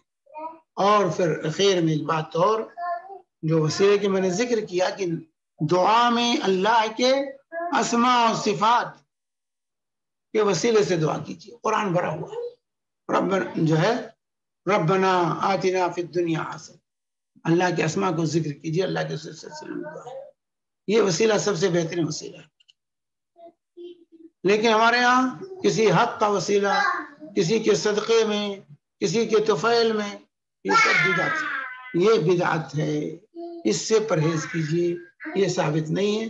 وسیلہ دعا میں صرف 3، ایک تو اللہ کے اسماء و صفات کا وسیلہ، دوسرے اپنے اعمال صالحہ کا وسیلہ، آپ نے کوئی اچھا عمل کیا ہے تو اللہ کے سامنے پیش کی، ربنا اننا آمنا فاغفر لنا، اے اللہ ہم ایمان لائے ہمیں بخش دے، ایمان کو یہاں وسیلہ بنایا گیا، آپ کا عمل ہے ایمان، تو ربنا اننا آمنا فاغفر لنا، اے اللہ ہم ایمان لائے ہمیں بخش دے، تو اپنے اعمال صالحہ کا وسیلہ نہیں، ہم بزرگوں کا بتاتے ہیں کہ فلاں بابا نے کم عمل کیا ہے ان کے وسیلے سے، نہیں، اپنے عمل کو پیش کریں، آپ کی جھولی میں کچھ ہے تو پیش کرو اللہ کے سامنے، جیسے 3 غار والوں نے جو دعا کی تھی.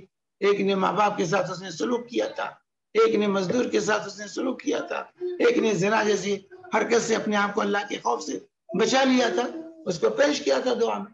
وہ دعا کیجیے, اپنے اعمال کو پیش کیجیے اللہ کے لیے.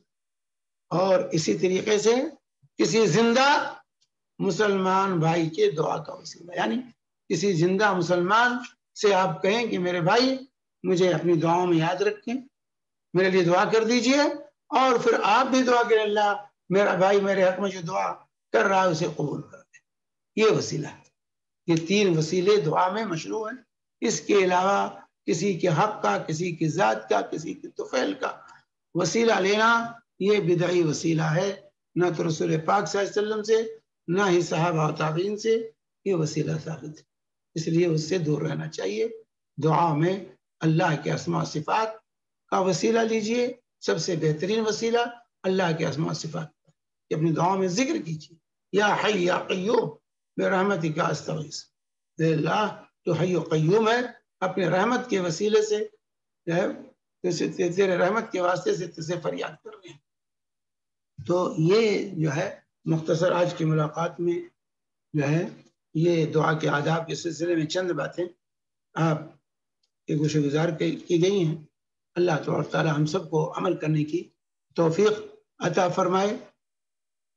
وآخر دعوانا الحمد للہ رب العالمین وصلی اللہ علی نبینا محمد وعلی آلہ وصحبہ وسلم وجزاکم اللہ خیر.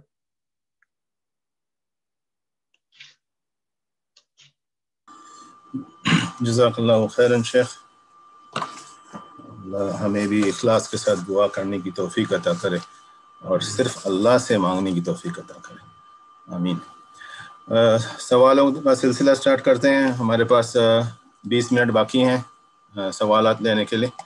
تو جن کے پاس کیا کہتے ہیں, جن کے پاس زوم پہ سوال ہیں وہ ڈائریکٹ ہاتھ اٹھا کے کر سکتے ہیں. یوٹیوب اور فیس بک کے سوالات مجیب بھائی یا سجاد بھائی لے سکتے ہیں. میرے پاس یہاں ایک سوال آیا ہوا ہے شیخ کے 2 سوال ہیں. ایک ہے کہ اگر نماز کے درمیان رونا آ گیا تو کیا یہ جائز ہے, نماز کو باطل نہیں ہوگی؟ نہیں باطل نہیں ہوگی. نماز کیوں رو رہے ہیں؟ ایک تو رونا ہوتا ہے کبھی انسان تکلیف اتنی بڑھ گئی کہ رو دیا, یا قرآن کی کوئی آیت پڑھ رہا ہے اس پہ رونا آ گیا, سمجھے؟ تو رونے پر کنٹرول کرنا چاہیے, لیکن ایسے رونے سے نماز باطل نہیں. ہاں کوئی جان بوجھ کر ویسے مکاری کرتا ہے, روتا ہے, تو اس کو نماز کے منافی ہے.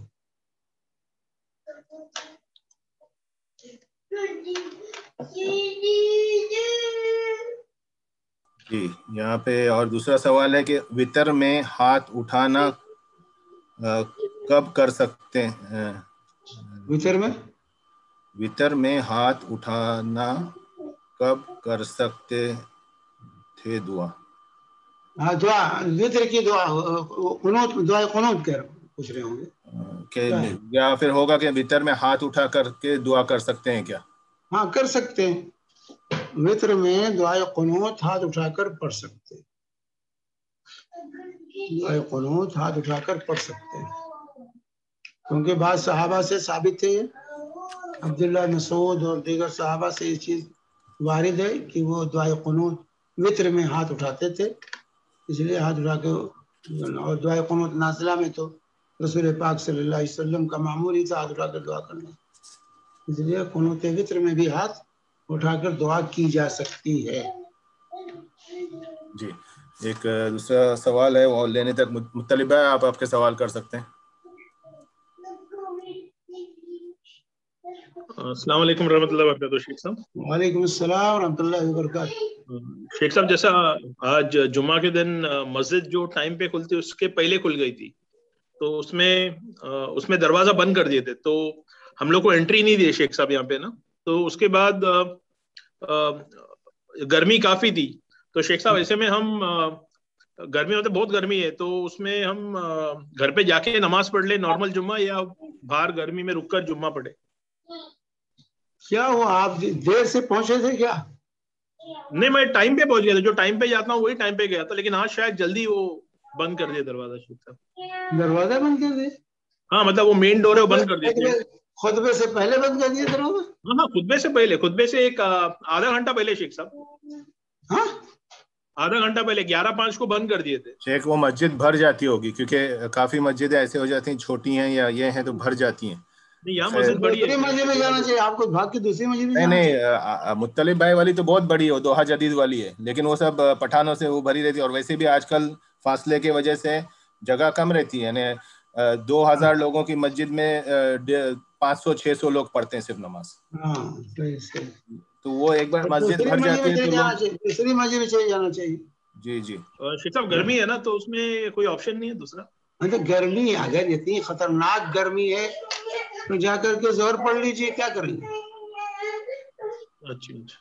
हाँ, जुमा नहीं पढ़ सकते घर में जुमा नहीं पढ़ सकते, क्योंकि जुमा की नमाज मसाजिद में हो रही है, समझे। ठीक ठीक है। हाँ, तो मसाजिद में जुमा की नमाज हो रही है, तो अगर शेख आपको साहब, ये कि वहाँ ठहरना मुश्किल नहीं है, मुमकिन ही नहीं है कि वहाँ ठहर करके नमाज पढ़ सके बाहर, तो ऐसी सूरत में घर जाके जोर पढ़ लीजिए, अगर कोई दूसरी मस्जिद नहीं मिलती है। पहले तो कोशिश होनी चाहिए कि दूसरी मस्जिद में चले जाए जहाँ जगह मिल जाए, और अगर नहीं मिलती है तो बहरहाल जाकर जोहर पढ़ लीजिए घर पर। ओके शेख साहब। शेख साहब, दूसरा सवाल है, जो लोग पैसे मांगते, जो पढ़ाई के लिए, बच्चों के एजुकेशन के लिए जो डोनेशन पूछते, दुनियावी डोनेशन पढ़ाई के लिए, तो उसमें पैसे का ताउन कितना हद तक करना चाहिए शेख साहब? भाई आपकी मर्जी है, आप ताउन करना चाहें ताउन करें दुनिया के लिए, लेकिन इसमें आखिरत में कोई सवाब नहीं होगा ना? आखिरत में कोई सवाब उसका नहीं।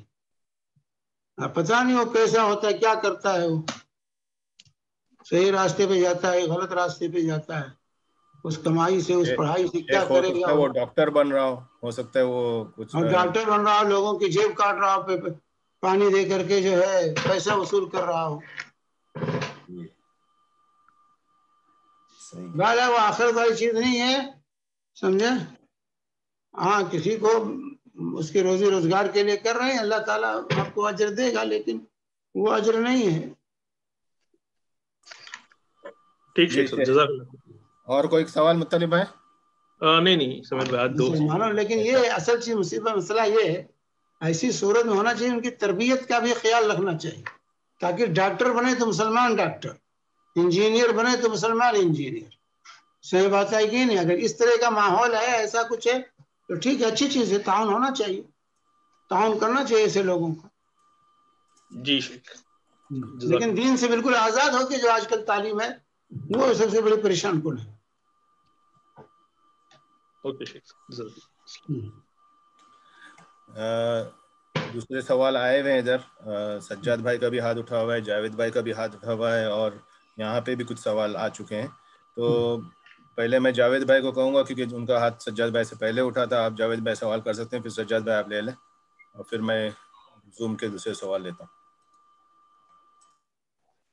अस्सलाम वालेकुम रहमतुल्लाहि व बरकातहू।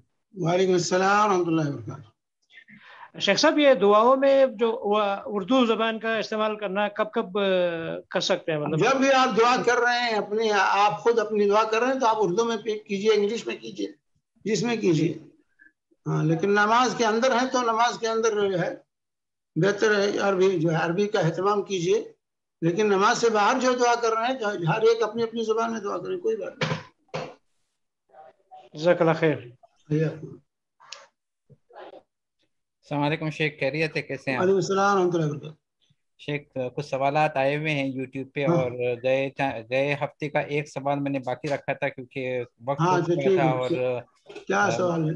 गए हफ्ते से शुरू करता हूँ। एक सवाल गए हफ्ते का है, औरतें पार्लर का काम करती हैं, ये कहाँ तक जायज़ है? और औरतें पार्लर जाकर फेशियल वगैरह करती है, ये कहाँ तक जायज़ है? और कहती हैं कि अपने शोहर के लिए करती हैं हम ये। नहीं, पार्लर खोलना पार्लर जाना दोनों जायज नहीं। पार्लर खोलना, क्योंकि बहुत सी शरीयत की मुखालफत होती है। इन सेंटरों में जो है, ये सैलून जो खवातीन का है, इसमें बहुत से खिलाफ शरअ काम होता है, समझे। क्योंकि भौं और जो है चेहरे का जो है नम से होता है, और इसी तरह से तमाम चीजें होती हैं, और बेहयाई के अड्डे हैं पार्लर, ये बेहयाई के अड्डे हैं। عورتیں اپنی رانے اور اپنی شرمگاہ دوسروں کے سامنے کھولتی ہیں اور اس کو صاف کراتی ہیں ان پارلروں میں. تو یہ بے حیائی کے اڈے ہیں جو پارلر کھلے ہوئے ہیں. یہاں جانا ہی جائز نہیں ہے خواتین کا. اپنے گھر میں اپنے زیب و زینت اختیار کیجئے, مہندی لگائیے اور جو ہے دوسری چیزیں جو ہے میک اپ کی آپ استعمال کیجئے. یہ فضول خرچی ہے جو عورتیں وہاں جا جا کر کے جو ہے میک اپ کراتی ہیں. شوہروں پر مزید بار آتا ہے اس سے. جو نارمل زینت کی چیزیں ہیں وہ آپ اپنے گھر میں کر سکتی ہیں. تو وہاں بے حیائی کے اڈے ہیں. خلاف شرع لعن اللہ الواسمہ والمستوسمہ والمتنمسہ المتفلجات للحسن, سب پر لعنت بھیجی اللہ کے نبی صلی اللہ علیہ وسلم. وہ سارے کام جو ہے ان پارلر میں ہوتے ہیں. جزاک اللہ خیر شیخ. حیاکم اللہ. واضح ہے یہ. ایک بھائی کا سوال ہے, کہتے ہیں کہ بہترین دعا کون سی ہے جو اپنے آپ کے لیے اور اپنے اہل اولاد بچوں کے لیے بھی کی جا سکتی ہے, جیسے کہ ابراہیم علیہ السلام کی دعا ہے, یا کون سی ایسی بہترین دعائیں کون سی ہیں جو ہم کر سکتے ہیں؟ انبیاء کی دعائیں دیکھ لیجئے قرآن میں, اور رسول پاک صلی اللہ علیہ وسلم کی دعائیں, سب دعائیں بہترین دعا. اور سب سے مختصر اور سب سے جامع دعا ربنا آتنا فی الدنیا حسنہ وفی الآخرۃ حسنہ وقنا عذاب النار. یہ دنیا اور آخرت کی کوئی چیز انسان نہیں چھوڑا, سب مانگ لیا. جزاک اللہ خیر شیخ.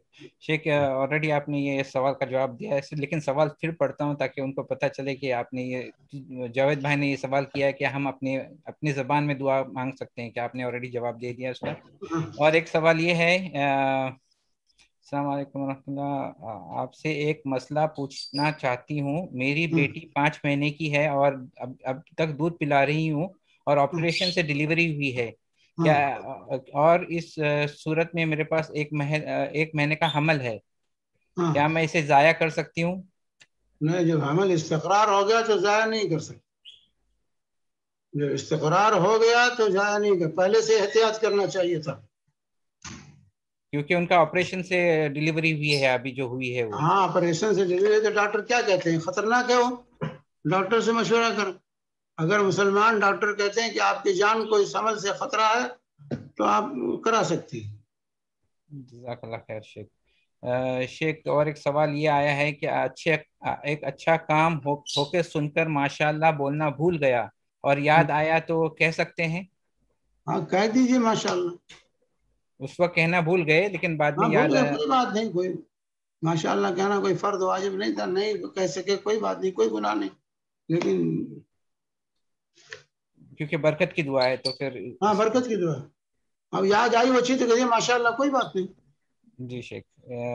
اور ایک سوال یہ آیا ہے کہ کھانا کھانے کے بعد اکثر ہاتھ اٹھا کر شکر ادا کرتا ہوں اور دعائیں بھی کرتا ہوں, کیا یہ طریقہ صحیح ہے؟ کھانا کھانے کے بعد کوئی ہاتھ اٹھانا یہ چیز وارد نہیں. کھانا کھانے کے بعد کھانے کی جو دعا ہے وہ پڑھ لینی چاہیے. وہاں ہاتھ نہیں اٹھانے کا ذکر ہے, اس لیے ہاتھ نہیں اٹھانا چاہیے. جزاک اللہ خیر شیخ. اس وقت فی الحال یوٹیوب کے کوشچنس پورے ہو چکے ہیں اور ہم واپس زوم پہ آتے ہیں. اگر کسی کے پاس کوئی سوال ہے تو ہاتھ اٹھائیں اور پوچھیں, یا تو سمیر آپ چیٹ کے سوال لے سکتے ہیں پلیز. شیخ یہاں پہ ایک سوال ہے کہ کیا دعا کے لیے کوئی مکروہ وقت ہے؟ دعا کے لیے مکروہ وقت, دعا کے لیے مکروہ وقت ایسا کوئی وقت تو نہیں کہ جو مکروہ ہے دعا نہ کر سکیں. آپ کسی وقت بھی دعا کر سکتے ہیں, اللہ کہ کوئی چیز مانے ہو آپ خطبے کے دوران دعا کریں, تم کہیں گے نہیں صحیح ہے. امام خطیب خطبہ دے رہا ہے جمعہ کا, مکروہ جگہ ہے نا, جیسے حمام میں نہیں کر سکتے. ہاں تو وہ تو عام دعا ہی نہیں ہے, عام ذکر وہاں نہیں کر سکتے. وہاں تو عام ذکر بھی مکروہ ہے, تو دعا کے لیے خاص نہیں ہو. حمام کے اندر لیٹرین کے اندر ذکر مکروہ ہے, تو ذکر میں دعا و تمام چیزیں شامل ہیں. یہاں پہ اور ایک سوال شیخ کہ وتر میں اپنی زبان میں دعا کر سکتے ہیں؟ وتر میں اپنی زبان میرے بھائی نماز کو ذرا پاک رکھیے اپنی زبان سے. کوئی دعا وتر میں دعا کوئی فرض اور واجب نہیں ہے کہ اس کے لیے آپ نہیں دعا کریں گے تب بھی نماز ہوتی ہے. وتر میں دعائے قنوت واجب نہیں ہے, بغیر دعائے قنوت کے بھی وتر کی نماز ہوتی ہے, تو اس کے لیے کیوں ہم اس کے تکلفات کے کیوں شکار ہوں. یہاں پہ اور ایک سوال یہ ہے کہ کیا نماز میں اتنی مصیبت ہے کہ اب دعائے قنوت نہیں یاد کرنے کا موقع ہے آپ کو کہ اپنی زبان میں دعائے قنوت پڑھیں گے. اتنے دین سے اتنی یہ بے رغبتی ہے. ویسے دنیا کے لیے تو سب کچھ یاد کر لیتے ہیں, کمپیوٹر کا پورا نظام یاد کر لیتے ہیں, اور جو ہے دین کے لیے جو دعائے قنوت چند لائن کی دعا ہے وہ نہیں یاد کر پاتے ہیں. افسوس کا مقام ہے. شیخ یہاں پہ سوال یاد یہ ہے تو پڑھیے, نہیں یاد ہے تو تکلف کرنے کی ضرورت نہیں ہے. بالکل. کیا نماز کے سجدے میں آنکھ بند کر کے دعا مانگنا صحیح ہے؟ کیا نماز کے باہر عام دعاؤں میں آنکھ بند کر کے مانگ سکتے ہیں؟ بھائی آنکھ کیوں بند کرتے ہیں, سوال یہ ہے. نماز میں آنکھ بند کرنے سے منع کیا گیا. نماز میں آنکھ مت بند کیجیے, آنکھ کھول کے رہیے. ہاں کبھی ایسی کہیں جگہ ہے کہ جہاں یا ایسی چیز ہے جو توجہ ادھر ادھر جا رہی ہے انسان کی اور خلل ہو رہا ہے تو ٹھیک ہے, ایسی صورت میں آنکھ بند کر کے دعا کیجیے. جی. جمعہ کے دوران جب دعا خطیب کرتے ہیں تب لوگ ہاتھ اٹھا کر آمین کہتے ہیں, کیا یہ سنت ہے؟ خطیب کے دعا پر نہ خطیب کا ہاتھ اٹھانا صحیح ہے اور نہ ہی مقتدیوں کا ہاتھ اٹھانا صحیح ہے. خطیب کے دعا پر خطبے کے دوران ہاتھ اٹھانا غلط ہے. نہیں, خطیب کو ہاتھ اٹھانا کی اجازت ہے اور نہ ہی مقتدیوں کو ہاتھ اٹھانے کی اجازت ہے. ہاں زیادہ سے زیادہ خطیب کی دعا پر دل میں جی میں آمین کہہ سکتے ہیں, آواز سے نہیں. اپنے جی میں آمین خطیب کی دعا پر کہہ سکتے ہیں. زبان بلند آواز سے آمین بھی نہیں کہنا چاہیے اور ہاتھ بھی نہیں اٹھانا چاہیے, الا یہ کہ اگر امام بارش کی دعا کر رہا ہے, استسقاء کی دعا کر رہا ہے تو خطیب بھی ہاتھ اٹھائے گا اور سامعین بھی ہاتھ اٹھائیں گے اور امام کی دعا پر آمین کہیں گے.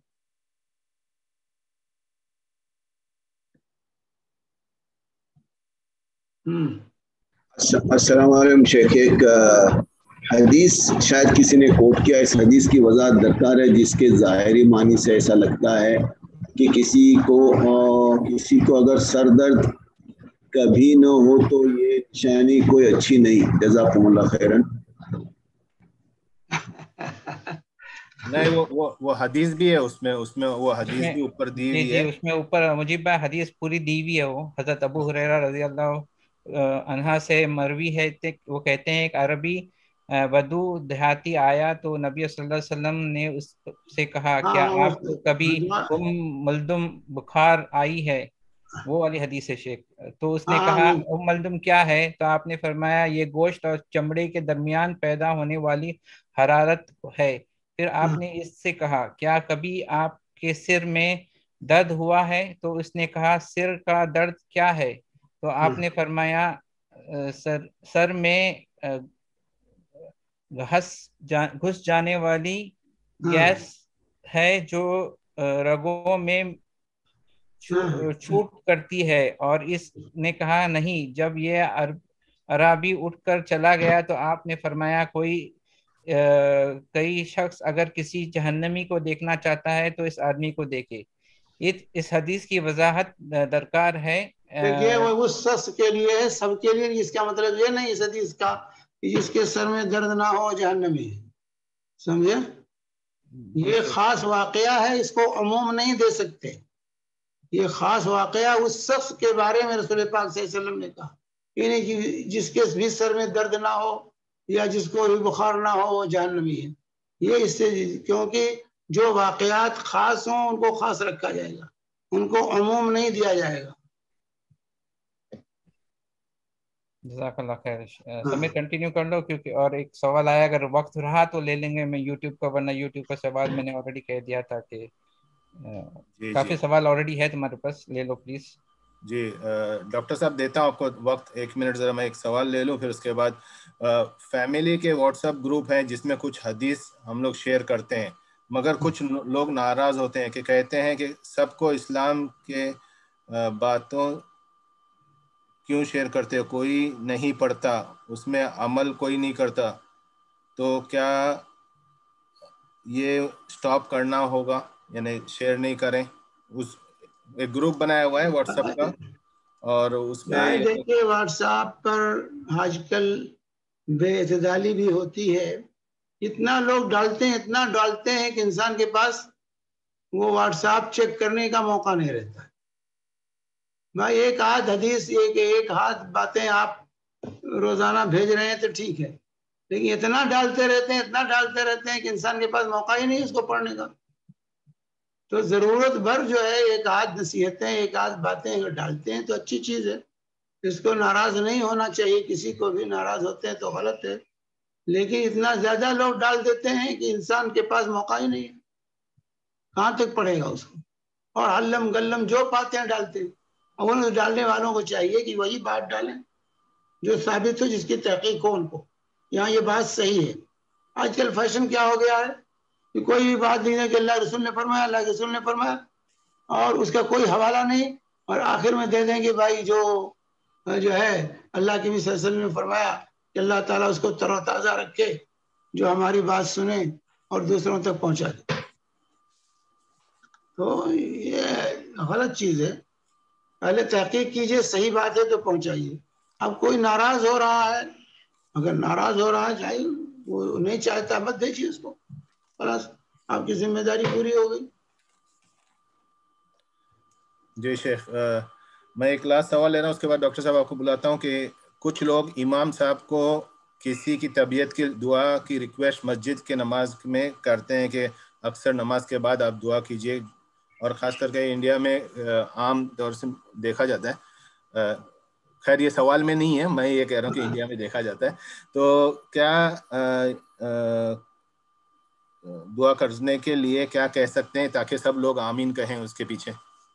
بھائی اب روزانہ اگر اس کو روٹین بنا لیا گیا ہے تو یہ غلط ہے. ہاں وہ یہ کہ اعلان کرتے ہیں کہ ہاں فلاں صاحب مریض ہیں، بیمار ہیں، اللہ انہیں شفا دے، آپ لوگ ان کے لیے دعائیں کیجئے، بیچارے اللہ تعالیٰ شفا دے دے. یہ طریقہ ہونا چاہیے. ورنہ اگر اس وقت نہیں تو روزانہ کوئی نہ کوئی بیمار ضرور ہوتا ہے، تو ہر وقت آپ کو اجتماعی دعا کرتے رہنا پڑے گا. اس کے لیے آپ اعلان کر دیں، کسی نے کہا مطالبہ کیا بھائی ایک صاحب بیمار ہیں، ان کی شفا یابی کے لیے آپ لوگ دعا کیجیے، بس. جی آئیے ڈاکٹر صاحب. السلام علیکم ورحمۃ اللہ وبرکاتہ. وعلیکم السلام ورحمۃ اللہ وبرکاتہ. السلام علیکم مولانا. وعلیکم السلام ورحمۃ اللہ وبرکاتہ. ہاں السلام علیکم مولانا. وعلیکم السلام ورحمۃ اللہ وبرکاتہ. السلام علیکم. السلام. آپ کا لگتا ہے اسپیکر نہیں چل رہا ہے. آ رہی ہے آواز آپ کی؟ چل رہا ہے، ابھی چل رہا ہے. آپ کی آواز آ رہی ہے. جی مولانا، سوال یہ ہے کہ مولانا لوگ کہتے ہیں کہ دعا کے دوران یا دعا کے وقت کبھی رونا آ جاتا ہے تو رونا منع ہے کہتے ہیں، لیکن سوال یہ ہے کہ اللہ کے کس نے کہا رونا منع؟ دعا کے دوران. ہاں دعا کے دوران اگر رونا الگ دعا کر رہے تو دعا، جیسے کہ کبھی نماز میں تو آپ نے بتا دیا کہ کوئی عذاب کی آیت اگر آتی تو اللہ کے فضل و کرم سے بعض لوگوں کا آٹومیٹک رونا آ جاتا ہے، دو الگ چیز ہے. لیکن دعا کے دوران رونے سے کوئی ممانعت ہے؟ کیونکہ اللہ کے رسول صلی اللہ علیہ وسلم رونا چاہیے، رو کر اللہ سے مانگنا چاہیے. مانگنا چاہیے رو کے. ہاں اللہ سے رو کے مانگنا، رونے کی صورت بنانی چاہیے اللہ کے سامنے. تو جائز ہے، بندے رو سکتے ہیں. اچھی چیز ہے، اچھی چیز ہے اللہ کے سامنے رونا. اللہ کے سامنے رونا اچھی چیز ہے. جیسا کہ آپ نے حدیث میں بھی بتایا کہ اللہ کے رسول صلی اللہ علیہ وسلم جنگ بدر میں اللہ کی طرف رجوع ہو کے دعا کیے تو ان کی چادر مبارک پوری بھیگ گئی تھی. جی تو ثابت ہے. جزاک اللہ خیر مولانا. السلام علیکم. میرے بھائی کی طبیعت خراب ہے مولانا، دعا کیجیے، ہاسپٹل میں ایڈمٹ ہے انڈیا میں، کرش ہو گئے تھے. آپ لوگوں نے کہا تو ہمارے قاضی نیاز صاحب بہت بیمار ہیں بیچارے. ابھی بھی بیمار ہے مولانا؟ میں وہی پوچھنا چاہ رہا تھا میں ان کو، قاضی نیاز صاحب کا کیا بات ہے؟ وہ ہیں، ان کی حالت بلڈ پریشر ڈاؤن ہو رہا ہے. کہاں پہ ہاسپٹل میں ایڈمٹ ہے مولانا؟ کہاں پہ ہاسپٹل میں؟ سنائیے میں. اچھا. بلڈ پریشر ڈاؤن ہو رہا ہے. اللہ شفا دے. اللہ تعالیٰ انہیں شفا دے. اللہ تعالیٰ شفا کاملہ عاجلہ عطا فرمائے. جزاک اللہ خیر مولانا. ہمارے سجاد بھائی کے ساڑو صاحب بھی بیمار ہیں، ان کے لیے بھی دعا کیجیے. شفا دے سکے. آمین آمین آمین آمین. جزاک اللہ. ٹھیک ہے، السلام علیکم. 2 سوال لے لیتے ہیں، چھوٹے طریقے سے جواب دیجیے گا، کیونکہ پھر 5 منٹ کے بعد ہم بند کر دیں گے کیونکہ اذان ہو رہی ہے. کسی پر جادو ہوا ہے کیسے پتہ چلتا ہے؟ اور آج کل لوگ داڑھی رکھتے ہیں لیکن شرکیہ عمل کرتے ہیں، ایسے لوگوں کو کیسے پہچانے؟ ایسے لوگوں کو ایسے پہچانے جی، آپ کے پاس کچھ معیار ہے جس سے ایسے لوگوں کو پہچانا جا سکتا ہے؟ اور کسی پہ جادو ہوا ہے تو کیسے معلوم پڑے گا کہ اس پہ جادو قرآن پڑھنے سے، رقیہ پڑھنے سے پتہ چلتا ہے. اب وہ جو علاج کرنے والے ہیں وہ خود انسان بھی محسوس کر سکتا ہے. جس کو بھی کچھ ہے وہ سورہ بقرہ کی تلاوت کرے، رقیہ کی آیات پڑھے اور اس کو تکلیف ہوتی ہے، پریشانی ہوتی ہے، تو اس کا مطلب گڑبڑ، بیماری نہیں ہے. سمجھے؟ جس کو بھی جادو ہوگا، نظر ہوگی یا عصبی کیفیت ہوگی، جو سورہ بقرہ پڑھے گا یا رقیہ کی آیات پڑھے گا تو اس کو تکلیف ہوگی، اس سے اندازہ ہو سکتا ہے. تو علاج کرنے والے اسی سے پتہ لگاتے ہیں کہ کیسے کیا ہے، اس کو نظر ہے یا جادو ہے یا عصبی اثر ہے. جن آیات پر اگر عصب کی آیات پڑھنے پر تکلیف ہوتی ہے تو اس کا مطلب عصب ہے. اگر جادو کی آیات پڑھنے پر تکلیف ہوتی ہے تو اس کا مطلب جادو ہے. اگر نظر کی آیات پڑھنے پر تکلیف ہوتی ہے تو اس کا مطلب نظر ہے. اس سے اندازہ کرتے ہیں علاج کرنے والے، اس سے اندازہ لگاتے ہیں. جی شیخ اس میں اور ان کا جو سوال ہے، لوگ داڑھی رکھ کے یہ کرتے ہیں، کیسے پتہ چلے گا، کیسے داڑھی کا کیا قصور ہے بھائی؟ کوئی داڑھی رکھنے والے سب اچھے ہیں؟ یہ تو کوئی معیار نہیں کہ داڑھی رکھے تو جو کہے سب صحیح ہے. جی، اس کو دیکھا جائے گا وہ اس کا عمل کیسے ہیں، اس کا عمل کیسا ہے دیکھیں گے. کیا کہہ رہا ہے، کیا کر رہا ہے، صحیح کر رہا ہے تو ٹھیک ہے، غلط کر رہا ہے تو غلط ہے. داڑھی کوئی بریک تھوڑے ہے کہ ایکسیڈنٹ نہ ہو. اور یہاں تک جادو کا ہے شیخ، نارمل پہلے آپ نارمل علاج آپ نے بتایا تھا کہ پہلے انسان نارمل علاج کو دیکھے. نارمل علاج وہ اپنے اذکار، صبح شام کے اذکار کی پابندی کرے، سمجھے، رقیہ کی آیات پڑھے، انشاءاللہ اس سے اس کو فائدہ ہوگا.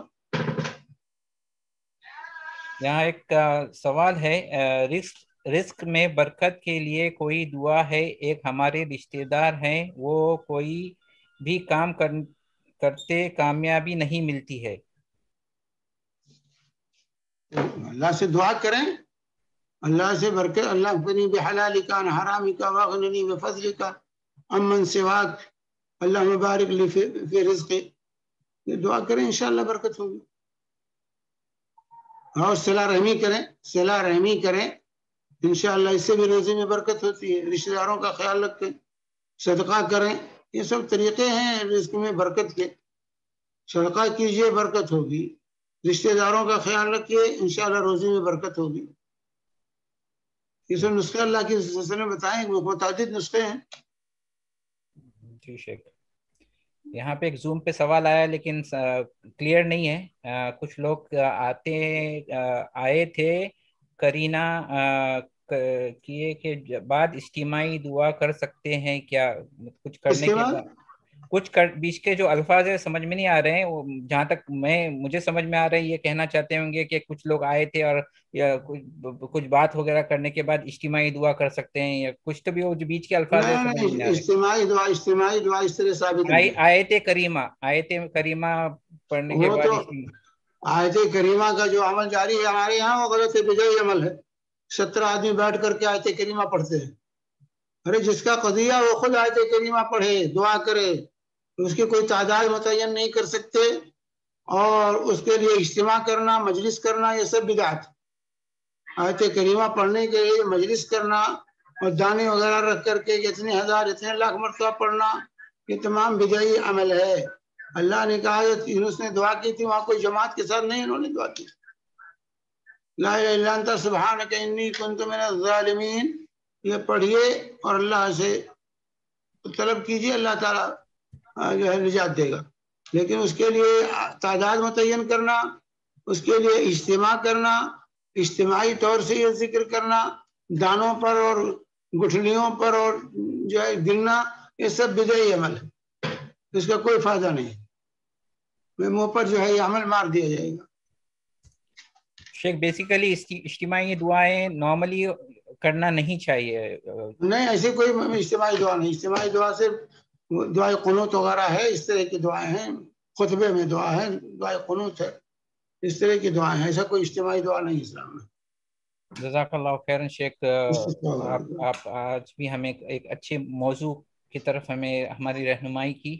اللہ سے دعا ہے کہ ہم اس پہ عمل کریں، اس طریقے سے دعا کریں تاکہ ہماری دعائیں بھی قبول ہو۔ شیخ کے 2 اور درس ہوتے ہیں، ابھی تک چل رہے ہیں، سنیچر کا اور پیر کا، جو 8:30 بجے قطر کے ٹائم پہ ہوتے ہیں۔ شاید اس ہفتے نہیں ہو پائے گا۔ اچھا شیخ، وہ گھر تبدیل کر رہے ہیں شاید۔ اچھا ٹھیک ہے، جزاک اللہ خیر شیخ کی وضاحت کرنے کے لیے، کیونکہ یہ نیوز آئی نہیں تھی ہم تک، تو ہم سبحانک اللہم و بحمدک، اشہد ان لا الہ الا انت، استغفرک و اتوب الیک۔